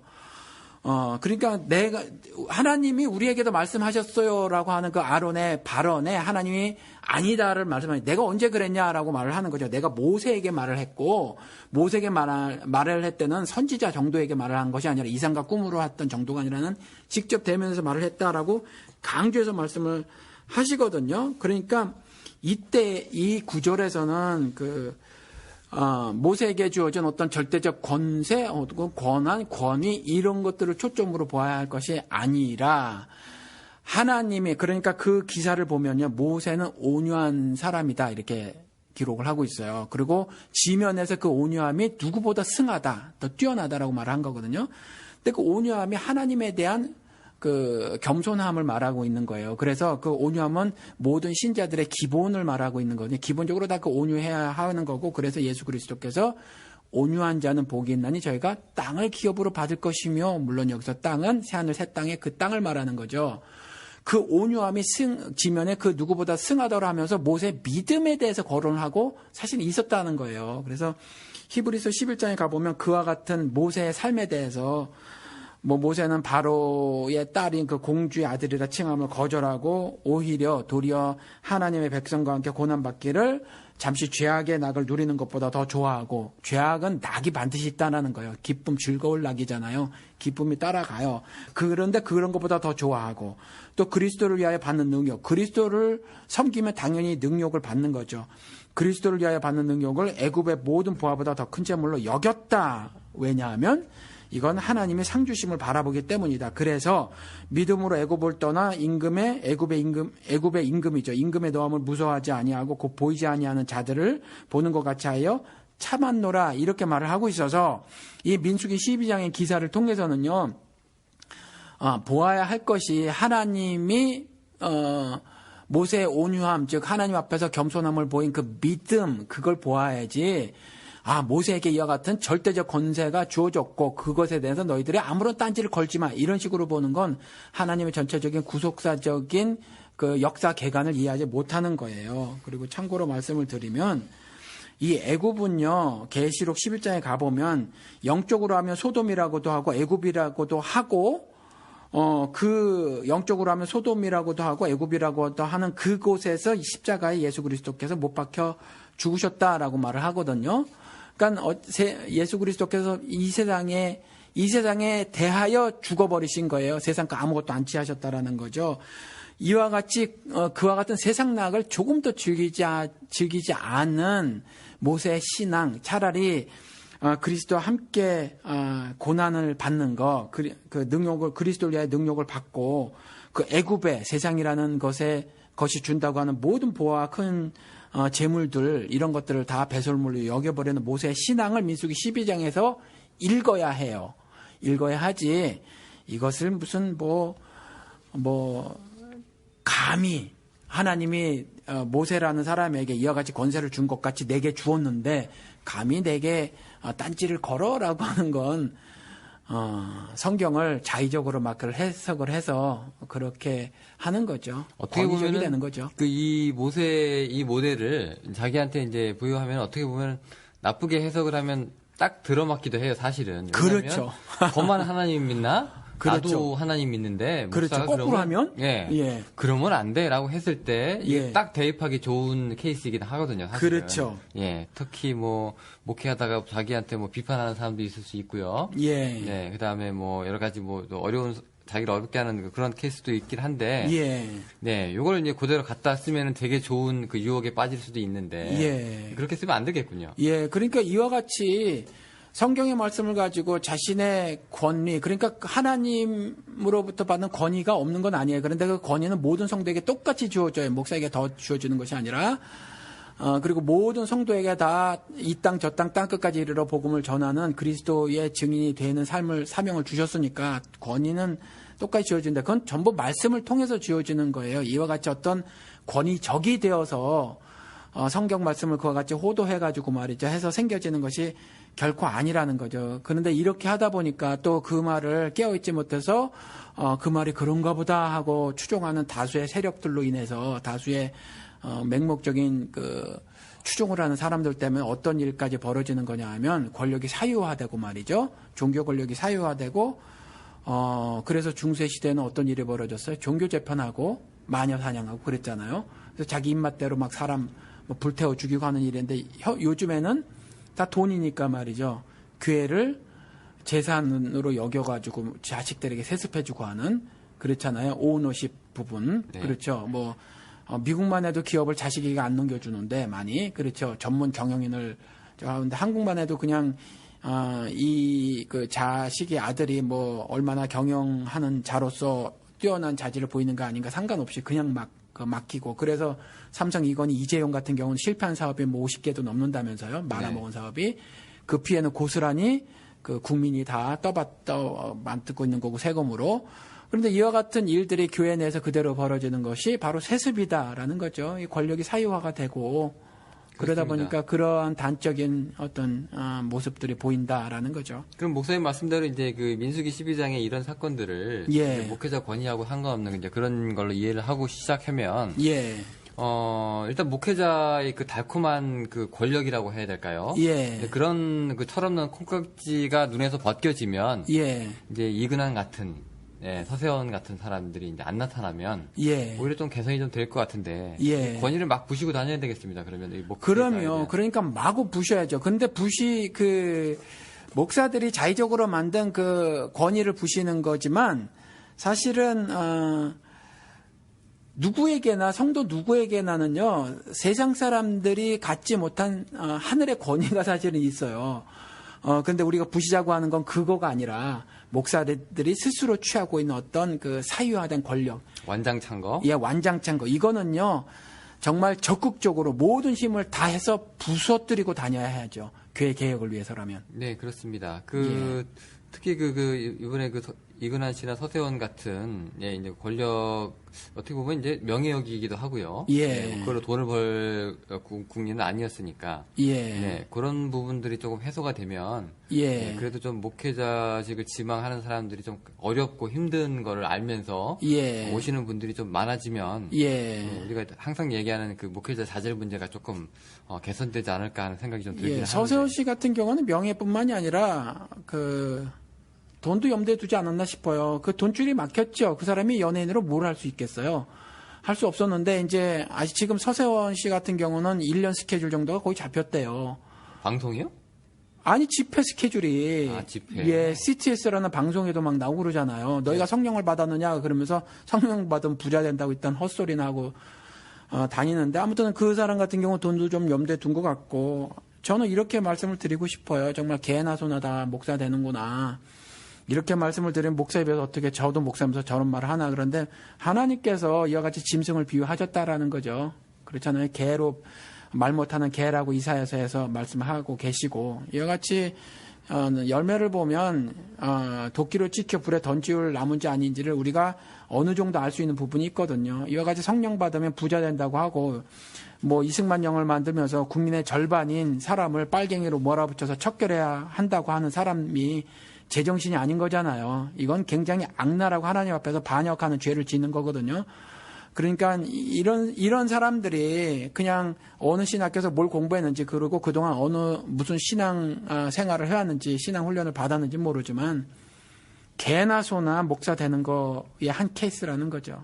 아니, 근데 목사님, 솔직히 얘기를 하면은, 예. 목사가 완장을 차가지고 이제 목사 말을 잘 들으면, 예. 솔직히 성도들이 그렇게 잘 따라주면은, 목회는 편하잖아요. 쉽죠. 예, 쉽고, 예. 그다음에 자기가 그래도 신학교에서 배웠던 거라든가, 자기의 그, 목회 철학이라고 하는 거. 예. 이런 것들도 이제 큰 저항 없이 한번 시도해 볼 수도 있고, 예. 뭐 여러 가지 좋은 점이 있기는 한데, 긍정적으로 예. 작용할 수 있는 부분들이. 예. 목사님 입장에서는 뭐 성도들이 이제, 당신만 목사야? 나도 뭐 하나님 믿는 사람이야 예. 하면서, 예. 이제 뭐 목사님한테 뭐 이렇게 사사건건 뭐 시비 걸고 설교 난 그거 아니라고 생각해 뭐 이렇게 막 따지고 들면 피곤하잖아요. 예. 그럴 땐 완장이 좀 좋지 않습니까?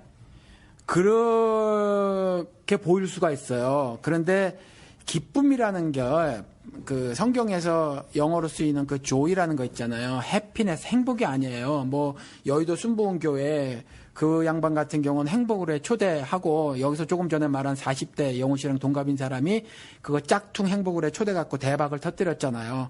행복이 아니에요. 성경은 행복 컨셉이 없어요. 이 하늘의 기쁨인데 이 하늘의 기쁨을 알면 오히려 그와 같은 도전이 즐겨진다는 거죠. 근데 그걸 모르는 사람들은 이와 같이 세상이 주는 행복 있잖아요. 그래서 완장 차면 얻게 되는 거. 그러니까 예를 들면 분명히 마귀의지심에도 불구하고 그걸 구별하지 못한 사람들이 전적인 신뢰를 보내고 있는 어떤 그런 것들을 굉장히 기쁨으로 즐거움으로 즐길 수가 있겠죠. 행복하게. 그런데 결국 그런 세상적인 것들은요, 끝이 있고, 결국 썩고, 무너지고, 망가지고, 부서질 거거든요. 그리고 그런 것들에 대한, 것은 저는 누구나 알 거라고 생각을 해요. 누구나 알 거라고 생각을 해서, 내면 깊숙한 곳에서는 그것에 대한 불안감, 혹은 두려움, 그런 것이 있을 거라고 보고, 그것이 그 테레사 수녀의 고백이거든요. 그 신부 중에서는 뭐 그런 사람들이 있대는데 그렇게 누구에게 어떤 정신적 충고, 신앙적 충고를 해주는 일을 담당하는 신부들이 있대는데 테레사 수녀가 편지를 썼다는 거죠. 그런 신부들에게. 그러면서 고백을 한 것이 뭐 뉴욕 타임스에 실린 기사고 그것을 번역해 놓은 걸 네이버 같은 데 치면 나오니까 뭐 거기서 자신이 그 내면의 그 불안감을 토로했던 한평생 자신은 정말 하나님의 사랑으로 뭐 불쌍한 사람들을 돌봤다고 하지만 나는 진정 하나님의 존재에 대해서 불안하다, 확신이 없다라거나 아니면 자신의 삶을 그와 같이 반추해 보건대 뭐 아무튼 그 하늘이 주는 기쁨 같은 것들이 없음을 토로했고 그 불안감을 토로했거든요. 그러면 그런 것들을 누리고는 조용기, 김홍도 이런 사람들 있잖아요. 이런 사람들이 얼추 망각하고 있었을 때는 그런 것들로 얻어진 재물, 그밖에 명예, 그밖에 세상의 것들 그 모두 그것이 기쁘겠지만 말이죠. 행복하겠지만 혼자 있거나 했을 때 내면 깊숙한 곳에서는 그 불안감을 떨쳐버릴 수 없을 거라고 생각을 해요. 근데 이제 그렇지 않고 참 그 목자로 사는 사람들, 참 신자로 사는 사람들은 사회적 왕따를 당하면서 모세같이 차라리 그리스도와 함께 능욕을 받고 하나님의 백성과 함께 고난을 받지만 차라리 그걸 택하면서 말이죠. 기쁨을 누리거든요. 그래서 그것이 사회적 왕따를 스스로 자처하면서 얻게 되는 그 무엇도 있어요. 그건 정말 하늘의 비밀이라 그걸 하나님과 동행하는 사람 아니면 모른다라는 거죠. 그러면 이제 예를 들어서 이제 그 이 목회자가 갖고 있는 이 완장이라고 있는 달콤함이 예, 물론 이제 좋은 것도 세상적으로는 좋아 보이지만 이제 그런 걸 다 내팽개치고 성도들하고 똑같이 이제 백의종군 해가지고 같이 이렇게 부대끼면서 살아서 그렇게 느끼는 기쁨도 크다. 그렇게 말씀하시는 거잖아요. 그러면은 시간적으로나 그다음에 또 시스템적으로나 더 많은 돈이나 더 많은 에너지나 더 많은 시간이 들지 않느냐 이런 거죠. 예를 들어서 이제 목사님께서 이제 추구하고자 하는 분명히 방향을 제시하는 게 목회고, 근데 거기에 이제 성도들이 따라줘서 같이 이제 움직여 가면은 그게 이제 교회의 이제 활동성이 되고 또 그게 또 생명력이 되는 건데, 이제 목회자의 발언에 사사건건 이제 반대를 하고 나서는 사람들이 생긴다거나 하면. 그러면 이제 일일이 그분들을 다 이제 포섭해가지고, 포섭이라고 하면 이상하지만, 대화를 나누고 심정을 토로하고 서로 이제 토론을 해가지고 이제, 뭐 결론을 찾고, 이런 게 민주적으로 보이긴 하지만 이게 솔직히 우리가, 우리 교회라고 하는 측면에서는 이게 일방적인 선포가 쾌리그만하고 하니까요. 좀 돌아가는 느낌이 좀 들긴 하거든요. 어떻게 생각하세요, 그런 건? 만약에 방식적인 차원만, 방식의 문제만 거론을 하면, 어느 것이 꼭 옳다라고 저는 주장을 하지 않겠습니다. 그런데 그와 같은 똑같은 비슷한 내용의 질문을 제가 지난주 주일날 점심시간에 밥을 먹으면서 들었어요. 근데 이제 저 같은 경우 성경 공부를 하면은 질의응답 같은 걸 하고 말이죠. 이렇게 하거든요. 그런데 그러니까 일방적으로 막 강의하는 것이 아니라 성경 말씀을 제시를 해놓고 어떤 경우는 이해하기 힘들면 백그라운드 같은 경우를 제가 배경 설명을 좀 하거나 하는데 서로 토론을 하게 하죠. 그런데 문제가 이제 발생을 해요. 우린 주입식 교육이기 때문에 토론을 잘 못해요. 한국 사람들이. 예, 잘 못해서 그걸 좀 좁혀가야 하는데 그 주제에 따라서. 근데 막 동서남북으로 튀어요. 그런 문제점을 이제 그 지적을 하더라고요. 누가 교인 중에 하나가 점심을 먹으면서.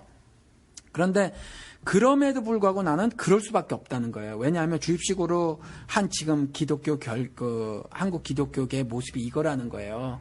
그래서 자의적으로 스스로 정말 자발적으로 하나님과 관계를 맺고 살아가는 사람들이 얼마나 있느냐라는 거죠.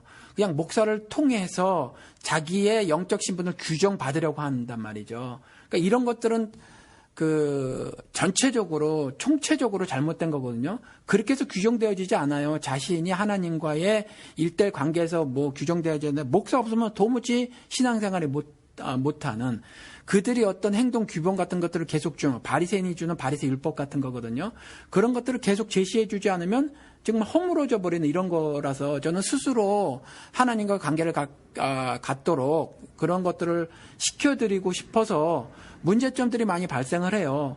이렇게 2시간을 성경 공부를 하더라도 결국 제대로 못 끝나는 적이 훨씬 많아요. 훨씬 많지만 그럼에도 불구하고 이렇게 갈 수밖에 없는 건 정말 하나님과의 올바른 관계를 갖게 해드리려는 그것 때문에 그런 거거든요. 그래서 문제점은 발생하고 그렇긴 하지만 결국 그래도 저는 아까 말씀하신 것처럼 제도적인 문제라든가 교회 에너지, 시간이나 돈 이런 부분 효과적이지 않은데 저는 지금 효과 이런 거 별로 안 따집니다. 이 효과는 저는 기독교인들은 다 그러니까 사용하지 말아야 될 단어라고 생각을 해요. 굳이 그렇게 뭐 계산적으로 가는 건 뭐 옳지 않다는 그런. 왜냐하면 그건 하나님의 소관이기 때문에 주의 백성을 더하는 건 하나님의 일이고 그냥 나는 내가 맡은 데서 최선을 다하는 거죠. 미련한 자를 들어서 지혜 있는 자를 친다고 하고 약한 자를 들어서 강한 자를 치신다고 하셨으니까 각각 주어진 사명대로 은사대로 해나가는 거지.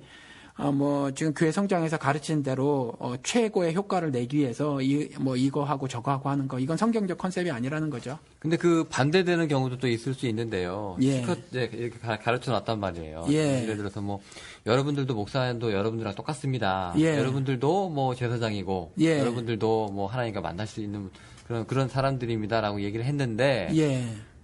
스스로 그 권위를 포기하시는 분들이 있죠. 나는 몰라요. 그래도 많죠. 네, 목사님이 그냥 알아서 해주세요. 그렇죠. 목사님만 믿고 있을게요. 예, 그게 제가 제일 안타까운 점이 그 부분을 굉장히 강조해서 말씀을 드리는데 그래도 그렇게 안 하신단 말이죠. 그러면은 그분들은 그냥 아예 그냥 보통 리어카 신앙이라고 하잖아요. 그냥 예. 자기가 안 끌고 예. 자기는 타고 있고 예. 당신이 끄셔. 예. 뭐 이런 거거든요. 예. 그러면 뭐 그런 분들은 어떻게 해야 됩니까? 저도 모르겠어요. 어떻게 해야 되는지. 방법이 그런데 없나요? 한번 제가 설교 시간에도 말씀을 우리 교인들에게 하고 그다음에 방송에서도 한번 말씀을 드린 것 같은데 저에게 불평을 털어놓는 것 중에 하나가 바로 그거예요. 하나는 왜 목사가 정치해 이거고 하나는 그거거든요. 목사님 숟가락도 안 쥐고 개간되지 않은 땅에서 개척해서 개간해서 먹으라고 하는 것 같다라는 거죠. 이게 저에 대한 불만이에요. 밥을 안 떠먹여 준다. 알아서 해 먹으라고 하니까. 그렇죠. 본인이 먹으셔야 되는 거거든요. 본인이. 저는 그냥 이게 꼴이에요. 이거거든요. 이게 하나님 말씀입니다. 라고 하고, 신앙생활에 나머지 본인들이 다 하셔야 되는 거거든요. 그러니까 1번 이렇게 해라. 예를 들어서 주일날 50보 이상 걷지 마라. 안식일 교인처럼. 옛날에 정말 이런 율법들이 있었잖아요. 사실 그러면 마음이 편하긴 하거든요. 그렇죠. 그럼 안 가고 되고 주일 성수 반드시 교회 출석하는 걸 주일 성수로 가르쳐 버리고 이렇게 하면 간단해 몇 가지 조항들 만들고 그게 600가지 정도 조항 만들어 가지고 이렇게 저렇게 이렇게 하시오라고 하면 그것이 행동 규범이 되고 그것이 미신하고 계말하고 그것이 성경에서 예수님이 말씀하신 율법이고 그런 거잖아요. 그렇게 하면 편해요. 편하지만 그거는요, 하나님을 반역하는 그 그리스도께서 분명히 말씀하신 반역하는 새로운 율법들을 만들어내는 일이고요. 결국 불신앙자를 만드는 일이 되는 거거든요. 그러니까 전 그렇게 못하겠다는 거죠. 그러면 이제 그런 분들은 이제 죽어도 이제 다른 뭐 보니까 다른 교회에서 보통 오셨던 분들이 이제 목사님한테 처음부터 이제 목회를 받고 이제 그런 가르침을 받았으면 모르겠는데 이제 노예 의식이라고 해야 될까요? 노예 근성이라고 해야 될까요? 그냥 던지는 꼴을 받아만 먹고 이게 진리인가 보다 하고 사셨던 분들이 뭔가 좀 이상하네 하고 이제 오셨던 분들이 이제 목사님 교회 교인들이 대부분이잖아요. 예. 근데 습성은 남아 있는 거죠. 예. 뭔가 이상한다는 걸 알면서 어떻게 할지는 모르는 사람들. 예. 예. 그런 분들은 이제 어떻게 보면은 뭐 탈애굽해가지고 나온 분들이 애굽 습성 그대로 갖고 있는 것처럼 얘기를 해야 그렇죠. 될까요? 예. 그러면 이제 여기 원래부터 목사님하고 같이 이렇게 목회 짧아서 그런 분들은 없으신가요? 없어요. 네. 그런 그러면 사람 한참 하나도 없고. 고민을 많이 하시겠네요. 어느 분, 뭐. 그러니까 목사님이, 예, 저 같은 경우는 계속 고민을 하죠. 다 이제 권위에 대해서는 이제 그냥 알아서 하시는 거를 이제 일이만 하는 분들이라서. 예. 그냥 그게 편하신 분들이라서 목회자가 권위를 갖고 그런데 있는데. 이제 그래도 우리 교회 같은 경우는 상당 부분 다른 교회 교인들보다 어느 정도 이제 그런 부분에 깨어져 있기는 하지만 여전히 목사가 끌고 가야 한다. 심지어 이제 뭐 가방끈이 긴 젊은 청년 같은 경우도 물론 그 끌고 가야 한다라는 그 의미가 리더로서 리더십을 발휘해야 된다. 이제 뭐 예를 들어서 원론적인 의미라면 모르는데 뭐 좀 더 신앙적으로 들어가서 뭐 하나, 두 개, 세 개, 네 개 바리새인들이 그렇게 만들었던 바리새 율법 같이 어떤 행동 규범, 조항 이런 것들을 만들어서 제시를 해야 된다라는 말로 그런 뉘앙스로 말씀하시는 분도 계시단 말이죠. 그러니까 이런 경우는 저는 여전히 그걸 다 설명할 수는 없어요. 그래서 여전히 좀 답답한 부분도 있고 좀 그렇지만 그럼에도 불구하고 제가 바리새 율법을 새로 만들 수는 없어요. 그래서 여전히 뭐 제 설교를 듣고 또 저랑 같이 신앙생활하면서 도무지 풀리지 않는 손에 잡히지 않는 주입식 교육처럼 하나하나 떠먹여주면 좋겠는데 그렇지 않은 그런 식으로 신앙생활을 해나가니까 힘들어 하시는 분들이 여전히 계세요. 근데 저런 힘든 과정들이 좀 좋다고 생각을 하고 그러한 가운데 살아남으시는 분들이 없는 건 아니고요. 그런데 더 많은 숫자가 사실은 결국 처음 자리로 돌아가시는 분들이 많더라고요. 다시 원래대로. 예, 이제 뭐 그런가 보다 그랬다가 항상 이제 성경을 근거로 해서 말씀을 드리니까 그 앞에서 말씀 못 하시는데 여전히 옛날로 돌아가시려는 분들 숫자가 많고. 그게 그렇게 편하고 익숙해서 그런가요? 그건 제가 속마음은 모르겠는데 그것도 이유가 뭐 하나가 되겠죠. 네. 자, 그럼 우리 저기 계속 이제 목사의 권위에 대해서 이제 성서적 근거에 대해서 이제 얘기를 해봤는데요. 목사는 그럼 누군지 예. 혹시연이 아예 그냥 대놓고 성경에서 이게 목사야 예. 하고 이제 땅 하고 이제 규정을 좀 내려줬으면 제일 편하겠는데요. 예. 근데 제가 보니까 이제 에베소서 4장에 예. 이제 그 구절이 있습니다. 11절에. 예. 그 뭐라고 돼 있나요, 목사님? 거기 보면 뭐 사도로 선지자로 복음 전원자로 목사 교사로 주셨으니 하면서 이제 이렇게 말을 해놓고 있는데 우리는 사자 붙으면 좋은 직업이잖아요. 그렇죠. 쟁이나 뭐 이런 거 하면 아니고. 네네. 그렇죠. 장인가? 아무튼 그런데 그 목자가 맞죠. 여기서도 셰퍼드니까 목자가 맞죠. 그러니까 목자가 여러 가지 그 하나님이 주신 어떤 직 중에 하나라는 거죠. 그런데 이게 이 에베소서 4장 11절보다는 좀 더 목사에 대해서 잘 말해놓게 있는 게 뭐냐면은 마태복음 16장에 가보면은 이제 베드로가 고백을 해. 이거 카톨릭에서는 오해하고 있지만 베드로에게 나를 누구라고 하느냐 그랬을 때 주는이라고 주를 먼저 하나 고백하고 그리스도시요 메시아라는 거죠. 구세주라는 거죠. 그러니까 주와 그리스도와 그다음 하나님의 아들이시다. 그러니까 신이라는 말이거든요. 요한복음 말씀대로 하나님의 아들은 신이라는 말이에요. 그러니까 이와 같은 신앙 고백 위에 교회를 세워요. 교회를 세우고 그 다음에 또 하나 뭐라고 말하냐면 요한복음에 가서 보면 요한의 아들 시몬아 네가 나를 사랑하느냐 그랬더니 네 사랑합니다 이러잖아요.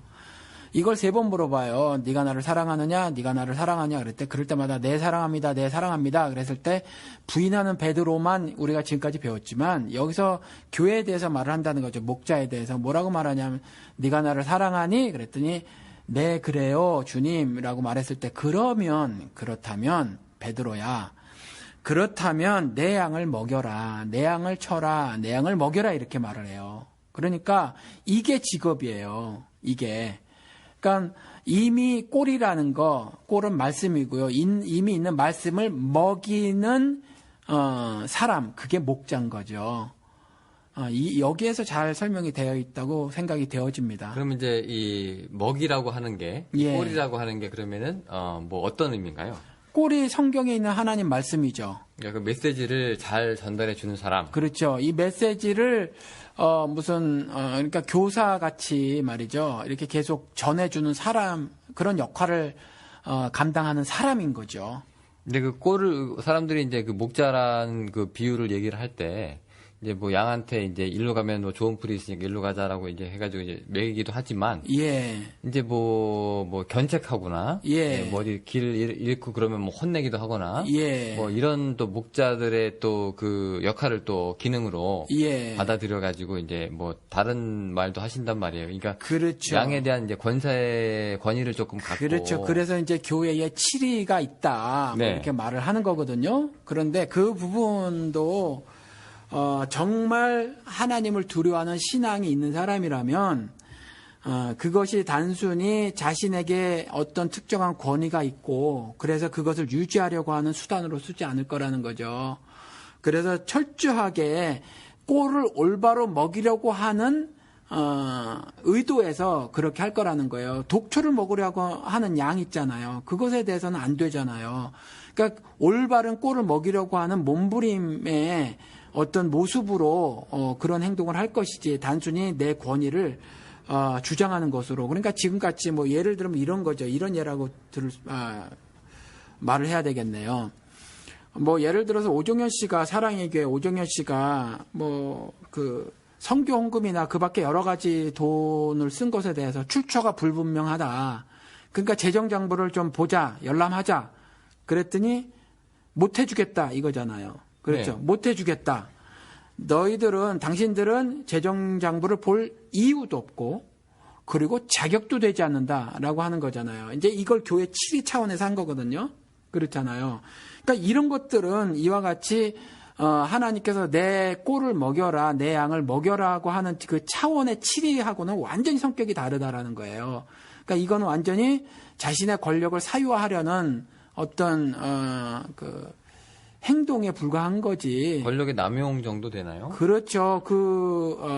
양이라고 하는 사람들에게 좋은 꼴을 먹이려고 하려는 그러니까 독초를 먹거나 아니면 먹으면 소화가 안 될 그러한 풀들을 먹으려고 하는 그 양들을 향해서 던지는 하늘의 메시지가 결코 아니라는 거죠. 어떤 조직체를 내가 관리자로서 관리하고 있거나 소유자로서 소유하고 있는데 그것에 대한 도전으로 받아들이고 있는 거고 그래서 그것에 대한 거부권 행사를 하는 거죠. 그 가진 권력을 가지고. 그러니까 성격적으로 다르죠.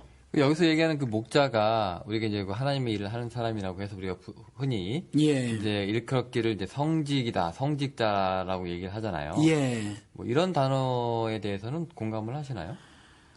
저는 공감하지 않아요. 그러니까 사회적으로 성직자라고 분류하면 우리 스님들처럼 그렇게 분류를 하는 것이라면 저는 뭐 그건 수용할 수 있다고 생각을 해요. 뭐 어떻게 부르겠어요. 예를 들어서 신문 같은데 아니면 뭐 다른 어떤 잡지 같은데 글을 쓸 때라면 종교인? 예, 뭐 그럴 때 이제 특별히 일반 다수의 종교인하고 다른 뭐 목사라는 직분이 있으니까 그럴 때 성직자라고 하는 거는 사회학적으로 분류해서 성직자라고 하는 건 괜찮지만 심지어 신앙이 있는 사람들 안에서 어떤 특정한 의미를 부여해서 성직자라고 하는 것 자체는 전 인정을 할 수가 없어요.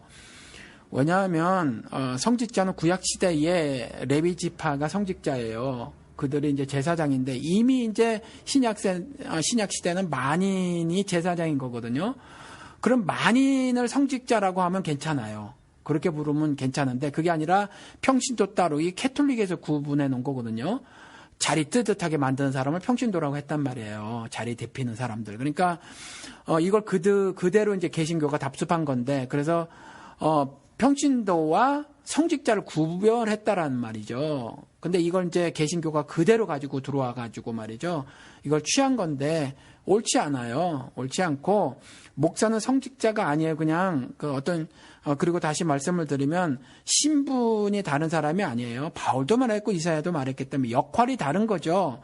그리고 역할은 똑같은 가치가 있어요. 그러니까 뭐 어부로 살든 농부로 살든 목자로 살든 하나님께서 그 존귀함을 보시는 건 똑같다라는 거죠. 무게가 다르지 않아요. 하나님이 저울에 달아보실 건 그와 같이 역할을 달아보시는 것이 아니라 믿음을 달아보시는 거거든요.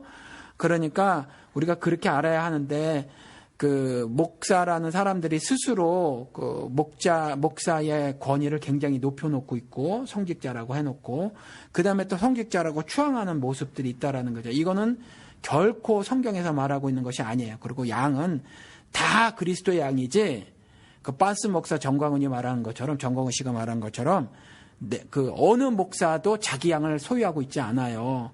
이건 굉장한 교만이고 감히 하나님 앞에서 월권을 행사하는 거고요. 이건 도무지 수용할 수 없는 그러한 발언이라는 거죠.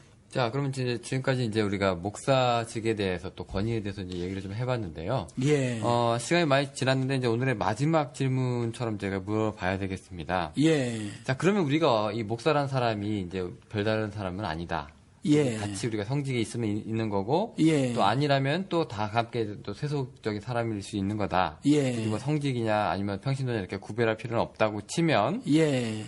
그럼 우리가 어디까지 목사한테 이제 순종해야 할까요? 예. 이 목사가 그래도 하는 역할은 있잖아요. 예. 기능. 예. 그 기능에 대해서 우리가 순종하고 뭐 따라가는 거는 우리가 이제 허용할 수 있는 건데, 예. 어디까지? 예. 그 범위가. 예. 그러니까 그 전까지는 이제 목사의 잘못을 밝히는 것도 금기화 됐죠. 그래가지고 예. 이제 아까 말씀드린 것처럼 이제 모세하고 미리암 사건 얘기하면서 예. 이제 감히 이쪽으로 이제 뭐 돌 던지지 마라. 예. 디펜스를 하시는 분들도 계셨는데, 자, 그럼 목사의 잘못을 밝히는 것은 이거 순종의 범위에 들어가는 걸까요? 아니면 어떻게 되는 걸까요?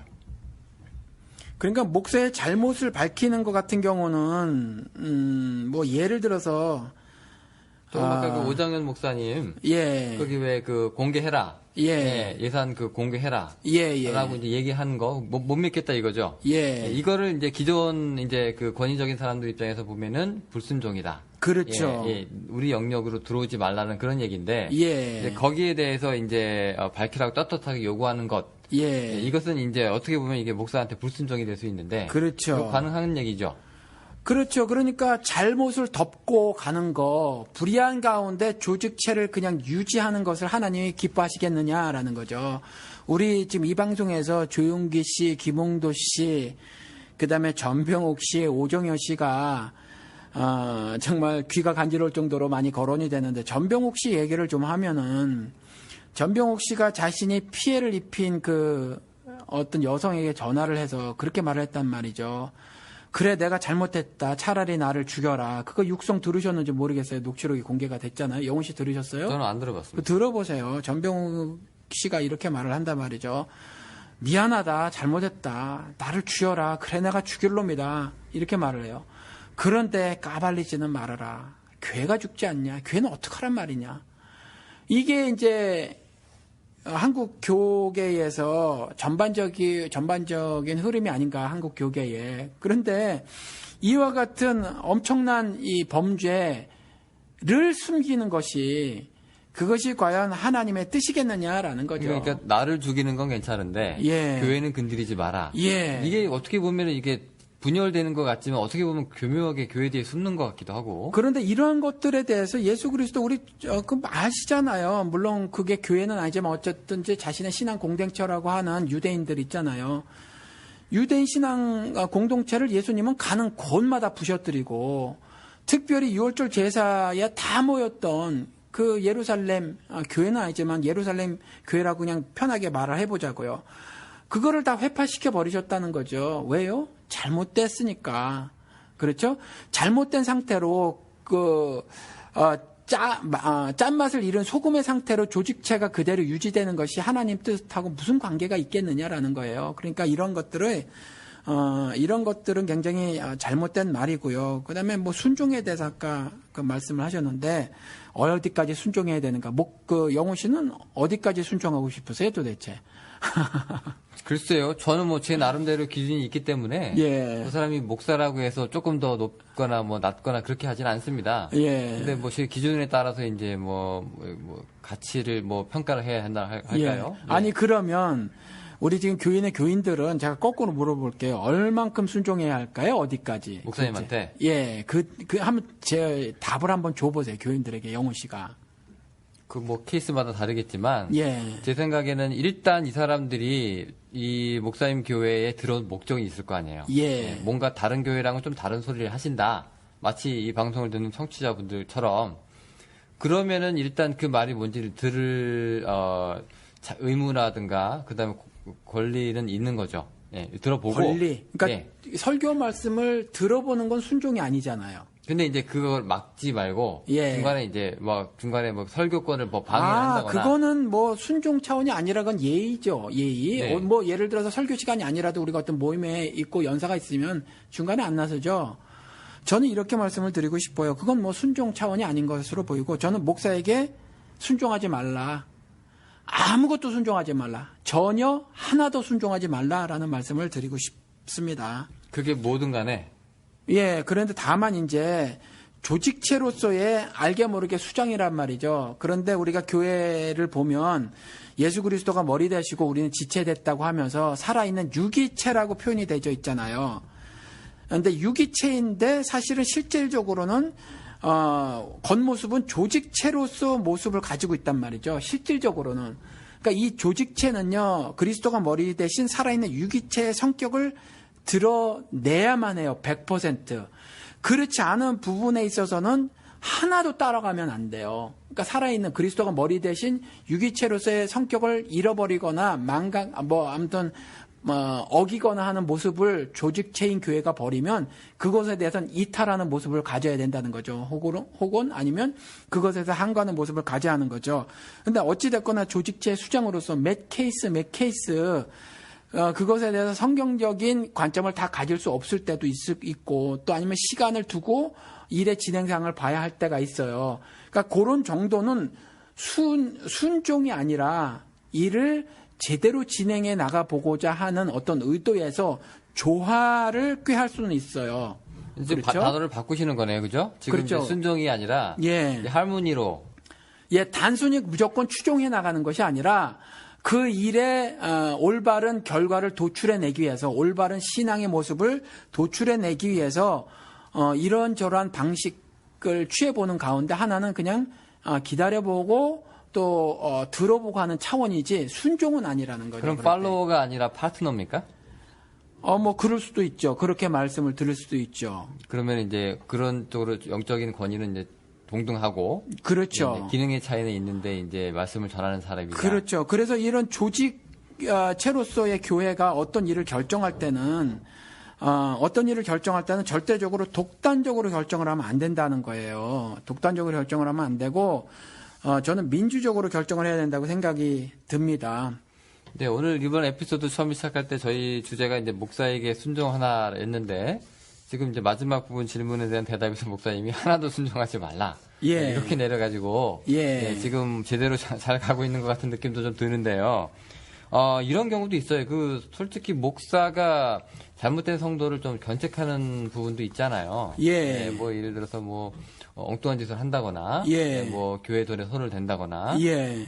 여러 가지 일들이 교회 안에서 아무래도 사람 사는 데니까 있을 수 있는데, 예. 이제 그걸 갖다가 이제 교회가 목사가 정당하게 자기의 권리를 이용해가지고 이제 견책하는 경우도 있는데, 예. 이런 경우에는 순종과 불순종의 문제가 좀 들어갈 수는 있잖아요. 예, 근데 그거 같은 경우는 성경에도 분명히 이제 교회 치리에 대해서 나와져 있고 그게 목사에게 주어진 것이 아니라 형제 자매에게 주어진 권력, 사실 의무예요. 이것도 모든 사람에게? 그렇죠. 그게 이제 신앙적 권면을 해라. 그리고 말을 듣지 않으면 두세 사람이 가라. 이렇게 이제 기록이 되어 있는 거거든요. 그게 목사에게 주어진 어떤 조직체를 운영하는 영적 권세로 주어진 건 아니라는 거죠. 신앙적 권면을 할 수 있는 모든 형제에게 주어진 거라는 거죠. 그리고 이제 목회적인 측면에서뿐만이 아니라 예. 이분들이 이제 얘기하는 거는 이제 그 구약에서 예. 선지자들이 또 예언자들이 이렇게 수없이 이제 이스라엘의 죄를 이제 지적을 하고 예. 그다음에 이제 회개할 것을 이제 요구하고 막 그런 경우들이 많이 있잖아요. 예. 이제 그 역할을 그대로 이제 목회자의 기능으로 갖고 와서 예. 이제 성도들이 잘못했을 때 여러분 그러지 말라. 예. 당신은 그렇게 살지 말라. 예. 하는 그런 뭐 윤리적이거나 뭐 도덕적이거나 뭐 영적인 책망이 있을 수 있거든요. 예. 이런 거에 대해서는 이제 거기까지 권면까지죠. 거기까지고 그거 이상을 진행하면 안 된다라고 생각을 하고 그것도 특별히 말씀드린 것처럼 목사가 자신에게 주어진 독점적 권리다라고 주장을 하면 안 된다고 생각이 들어요. 그럼 이건가요? 이제 목회자가 이제 그런 얘기를 했을 때 예. 이제 영적인 면에서 이제 도움이 될까 싶어서 조언 예. 내지는 이제 어드바이스를 했을 때 예. 이제 보통 많은 목사님들이 이거를 하나님의 목소리로 듣기를 기대하시잖아요. 예. 그리고 얘기를 했는데 안 들으면 서운해하시고 예. 그런 건데 그렇게 하면 안 된다는 얘기인가요? 아니요, 그렇게 하는 게 좋죠. 바람직하죠. 그러니까 하나님의 말씀을 올바르게 가르쳐 주면서 인도하는 건 좋죠. 그런데 뭐 따르지 않는 경우가 사실은 훨씬 많을 거예요. 그런데 따르지 않는다고 해서 뭐 그 사람에게 어떤 보복성, 어떤 보복을 간다거나 뭐 이런 거. 내린다거나. 뭐 지금 뭐 그러잖아요. 신천지로 몰아서 교회에서 내쫓아 버린다거나 제자교회도 그렇고 뭐 지금 수많은 교회들이 그런 일을 벌이고 있잖아요. 이게 성경적으로 보면 가당치 않은 일이다라는 거죠. 그리고 그 사랑의 교회가 계속 지금 도마에 좀 문을 걸어 잠그고 막 하는 거 그 교인들을 못 들어오게 하는 일이라든가 이러한 일들을 하면 안 된다라는 거죠. 그러면 이제 그 순종이나 불순종의 여부가 문제가 아니라 예. 얼마나 이제 교회가 제대로 된 방향으로 가고 있는가, 예. 얼마나 올바르게 삶을 살고 있는가의 문제가 예. 연결이 되고 있는 거겠네요. 예, 그러니까 조금 전에 그 조직체에 관한 이야기를 좀 들어볼게요. 사도행전 15장에 가서 보면은 그러니까 바울은 이방의 사도로 불렸잖아요. 이방의 사도로 불렸는데, 이제 바울과 바나바하고, 그 다음에 또 다른, 사람을, 세워서 이방 선교를 하려고 할 때 말이죠. 이런 구절이 나와요. 15장에 가서 보면은. 사도와 장로와 온 교회가 그 중에서 사람을 택하여 바울과 바나바와 함께 안디옥으로 보내기를 가결하니. 여기서 뭐죠? 온 교회가 있다는 거죠. 그러니까 이와 같이 어떠한 결정을 내릴 때는 말이죠. 특정인이 결정해서 하면 안 돼요. 그러니까 이와 같이 민주적 절차가 반드시 따라야 하는 것이 성경에서 말하고 있는 거거든요. 그러니까 목사가 어떤 독점적 권력을 누리고 있거나 아니면 교회 특정 위원회 같은 것이 뭐 당회 아니면 무슨 안수집사 협의회 그밖에 다른 여러 어떤 특정 기관이 교회의 권력, 아무래도 사람이 모이면 수가 생기는데 이걸 다 행사하려고 드는 건 결코 옳지 않아요. 결코 옳지 않고, 그래서 그 목사의 가르침의 꼴을 전달하는 것들은 들으시되, 한번 말씀을 드렸지만 가시나 뱉어버리면 되는 거고, 설교 말씀을 듣고 배운다는 것 자체가 순종이라는 말은 아니에요. 그거 그냥 듣는 거죠. 듣고 보고 배우는 거죠. 그런데 잘못 가고 있는 부분에 대해서는 반드시 한거를 해야 하고, 그 다음에 목사에게 우리가 흔히 지금 회자되고 있는, 그래서 오늘 방송도 목사에게 순종해라. 지금 목사에게 순종해라 했나요? 제목이 아무튼 맞습니다. 뭐 이런 차원의 순종은요 전혀 하지 마시라. 전 이런 말씀을 드리고 싶어요. 그럼 오히려 그 목회자가 잘못하고 있을 때 예. 성도들이 이렇게 하지 마시오라고 얘기하는 거면은 오히려 그 말을 목회자가 순종해야 되는 뭐 그런 건가요? 그게 순종이라기보다는 그것도 이제 성도님들이 말씀을 해주시는 것도 목사가 다른 사람에게 형제 자매들에게 말한 것처럼 권면의 형식으로 목사에게 말을 해줘야 하고, 그 다음에 그런 거는 사실 목사들이 복 받은 거죠. 왜냐하면 목사도 개인이고 연약해서 다른 성도님들과 동일하게 모르고 쓰러지고 알고도 죄를 지을 수가 있거든요. 그런 부분을 성도들이 견책해 주니 그게 얼마나 복이에요. 시편 73편에 날마다 주님으로부터 견책 듣는 것이, 징책을 듣는 것이 그게 기쁨인 것이잖아요. 사실은 뭐 예를 들어서 제가 지난주에 우리 설교 시간에 말씀을 드렸는데 우리가 이분법적으로 성경은 해석해야 되는 부분들이 상당히 많다. 진리 위에 모두 다 거부를 하셨으니까 배타적으로 보이지만 사실은 세상을 사랑하신 것이어서 그게 배타적인 것이 아니다. 이렇게 설명을 비유로 들어서 말씀을 드렸다는 거죠. 우리가 이제 하나님께서 우리를 양자로 입양해 주셨으니까 이제 아들 되고 딸 됐는데 우리 자녀를 키워봤다는 거죠. 자녀들이 잘못하면 그렇게 하지 마라 그러잖아요. 그런데 잘못을 또 하면 혼을 내잖아요. 그래도 한다면 회초리도 들거든요. 이게 심판이에요. 이게 징책이에요. 근데 가만히 있으면 애가 막 엘리베이터 이런 데다 막 낙서했는데 아이고 우리 아들 잘해. 이게 결코 그 아이들을 사랑하는 게 아니란 말이죠. 그래서 제가 한번 심판과 구원은 동일선상에 있는 거고 심판하는 작업이 구원하는 작업이시다라는 거죠. 가라지 속에서 알곡을 골라내는 건 내 속에서 불의한 일과 죄를 끄집어내 불사하려는 작업. 이것이 하나님이 하시는 일이라는 거죠. 그러니까 믿지 않는 사람들은 왜 너희들 하나님은 그와 같이 사악하고 잔인해? 이건 하나님 뜻을 몰라서 하는 말씀인 거고. 그래서 이와 같이 징책당하는 삶은요, 복받은 삶이라는 거죠. 그래서 그 신앙이 있는 사람은 그 징책을 기뻐하고 즐거워할 거라는 거예요. 왜? 하나님 상 주시는 이심을 아니까. 내 장래가 어떻게 될 것임을 아니까. 정금으로 만드시는 작업임을 아니까. 목사라고 할지라도 교인들이 그렇게 목사님 이거 보니까 목사님 좀 그건 그런데요, 저건 저런데요 하고 말씀을 해주시잖아요. 사실 복받은 목사지. 만약에 그 목사가 신앙이 없는 사람이라면 이렇게 대답할 거예요. 어떻게 감히 목사에게 이와 같은 도전을 해? 그렇게 대답을 하시는 분이라면 그건 아직 모르는 거예요. 하나님을 모르시는 분이라고 밖에는 저는 말씀을 드릴 수가 없네요. 네, 알겠습니다. 오늘 긴 시간이었는데요. 우리 목사에게 순종하라라고 하는 에피소드로 오늘 황성기 목사님이랑 같이 대화를 좀 나눠봤습니다. 여러분들 어떻게 들으셨는지 잘 모르겠는데 여러분 조금 좀 이상하게 들으셨을 것 같아요. 근데 오히려 그 기도는 능력이 없다 같은 경우에는 예. 우리 좋아요가 벌써 9분이나 그게 제일 높다고 나오기도 하거든요. 그러니까 댓글에 그것도 있었어요. 참 그 기도 말씀하시니까 기도를 어떻게 하는지 가르쳐 주세요. 기도에는 능력이 없다 이런 방송을 부탁드립니다. 이렇게 말씀을 주신 분이 계시네요. 그렇죠? 네. 요거 간단하게 답을 좀 드릴까요? 네, 시간이 좀 되긴 했는데, 짧게 말씀해 주시면, 이거 어차피 우리가 길게 다룰 건 아닌 것 같은데요. 예, 이거 길게 다룰 수가 없어요. 왜냐하면, 방송으로 하기에는 제가 죄송한데, 하기엔 너무 길 것 같아요. 주기도문을 말씀을 드려야 하니까. 그런데 사실은 예수님은요, 자신의 제자들에게 이렇게 기도하라라고 가르치시면서 짧았단 말이죠. 마태복음 6장에 가보면 굉장히 짧아요.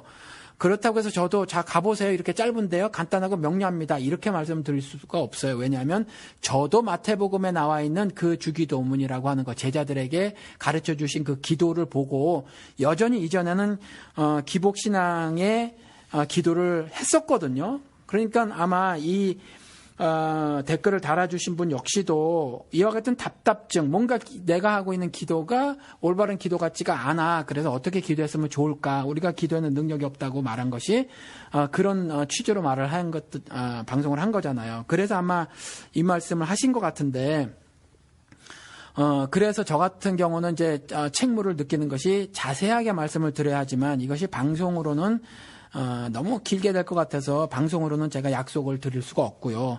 이 말씀만 좀 드리고 싶습니다. 어떤 말씀을 드리고 싶냐 하면은 일단 두 가지만 말씀을 드릴게요. 하늘에 계신 우리 아버지여 하는 말만 말씀을 드리도록 하겠습니다. 즉 하늘에 계신이라고 하는 거, 그러니까 신은 하늘에 계시다. 땅에 성질을 갖고 계신 분이 아니라는 거죠. 그러니까 성경에서 말하고 있는 그 땅이라고 하는 거 결국 황폐하게 되는 그 부분에 대해서 절대로 땅에 속성을 가지신 분이 아니다라고 하는 거, 온전히 그리고 땅의 영향을 조금도 받으시는 분이 아니다라는 분이라는 거, 그것을 나는 신앙으로 고백하고 있는가, 그걸 한번 점검해 보셔라라고 말씀을 드리고 싶고요. 내 위치가 하늘이냐 땅이냐. 그렇죠. 내가 참 그러니까 신에 대해서 인식을 하고 있으며 신앙으로 인식만 가지고는 사실 안 되는 거예요. 슐라우어 마허처럼 인식하는 것이 구원이라고 하는데 그거 인식만 가지고는 안 되고, 그렇지만 인식도 절대적으로 중요한 프로세싱이라서 인식하고 있는가, 그리고 내가 믿음으로 하나님을 하나님과 하나님의 신성과 능력을 요한계시록에 나온 것처럼 찬송하고 있는가, 그 비밀을 알고 있어서 나는 깨달고 있는 참 신앙인인가, 하늘에 계신의 의미를 내가 알고 있는가 부분을 한번 점검해 보셔라. 왜냐하면 기도라는 거는 그와 같은 신앙인이 하는 것이므로. 그리고 두 번째는 아버지라고 했잖아요. 그러면 아들이라는 얘기거든요. 그런데 예수님의 아들이라고 표현이 되어 있잖아요. 아드님이 아니신데 아들인 거거든요. 일부러 그렇게 말을 해놓고 있는 건 뭐냐면 구약시대에 예표됐던 장자권, 그 장자권이 구원권을 말씀을 하고 있다라는 거죠. 그런데 그 장자권 같은 것이 우리 한번 하나님 잔인한가에서도 다뤘지만 그 차자에게도 계속 진행이 되기도 하고 그랬단 말이에요.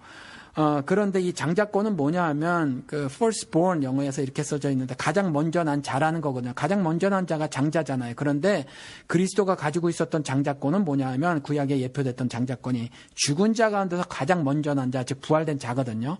근데 죽음에서 가장 먼저 난 자는 또 예수님이 아니셨어요. 그러니까 이건 순서적 개념이 아니라 의미적 개념이라는 거죠. 그런데 그리스도에게 붙은 자, 혹은 그리스도의 죽음과 부활에 연합된 자라는 말이 또 로마서에 있으므로, 이와 같이 그리스도와 함께 죽음과 부활에 연합한 자, 그리고 또 다른 표현으로 그리스도에게 붙은 자로서 하나님의 아들이라라는 신분적 재탄생을 경험한 사람, 그 사람들이 하는 기도가 기도인 거거든요. 그러니까 하늘에 계신 아버지여 라는 말을 가지고 나를 한번 내 믿음을 점검해 보시기 바랍니다.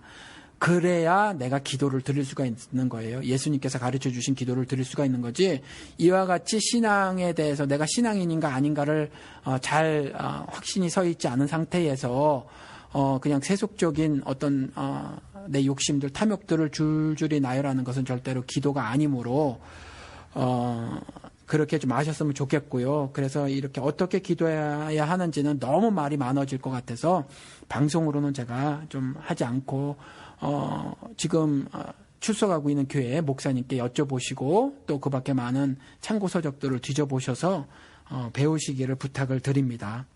네. 또 다른 말씀은 없으신가요? 예, 오늘은 이것으로 방송이 이미 시간이 많이 진행이 돼서 마쳐도 될 것 같아요. 네, 오늘 그러면 알겠습니다. 오늘 에피소드 목사에게 순종하라 편이었고요. 예. 네, 우리 여러분들도 댓글 남겨주시면 또 저희가 적극 반영해서 또 공지도 올리고 또 페이스북도 열고 또 녹음도 개선하고 그러고 있습니다.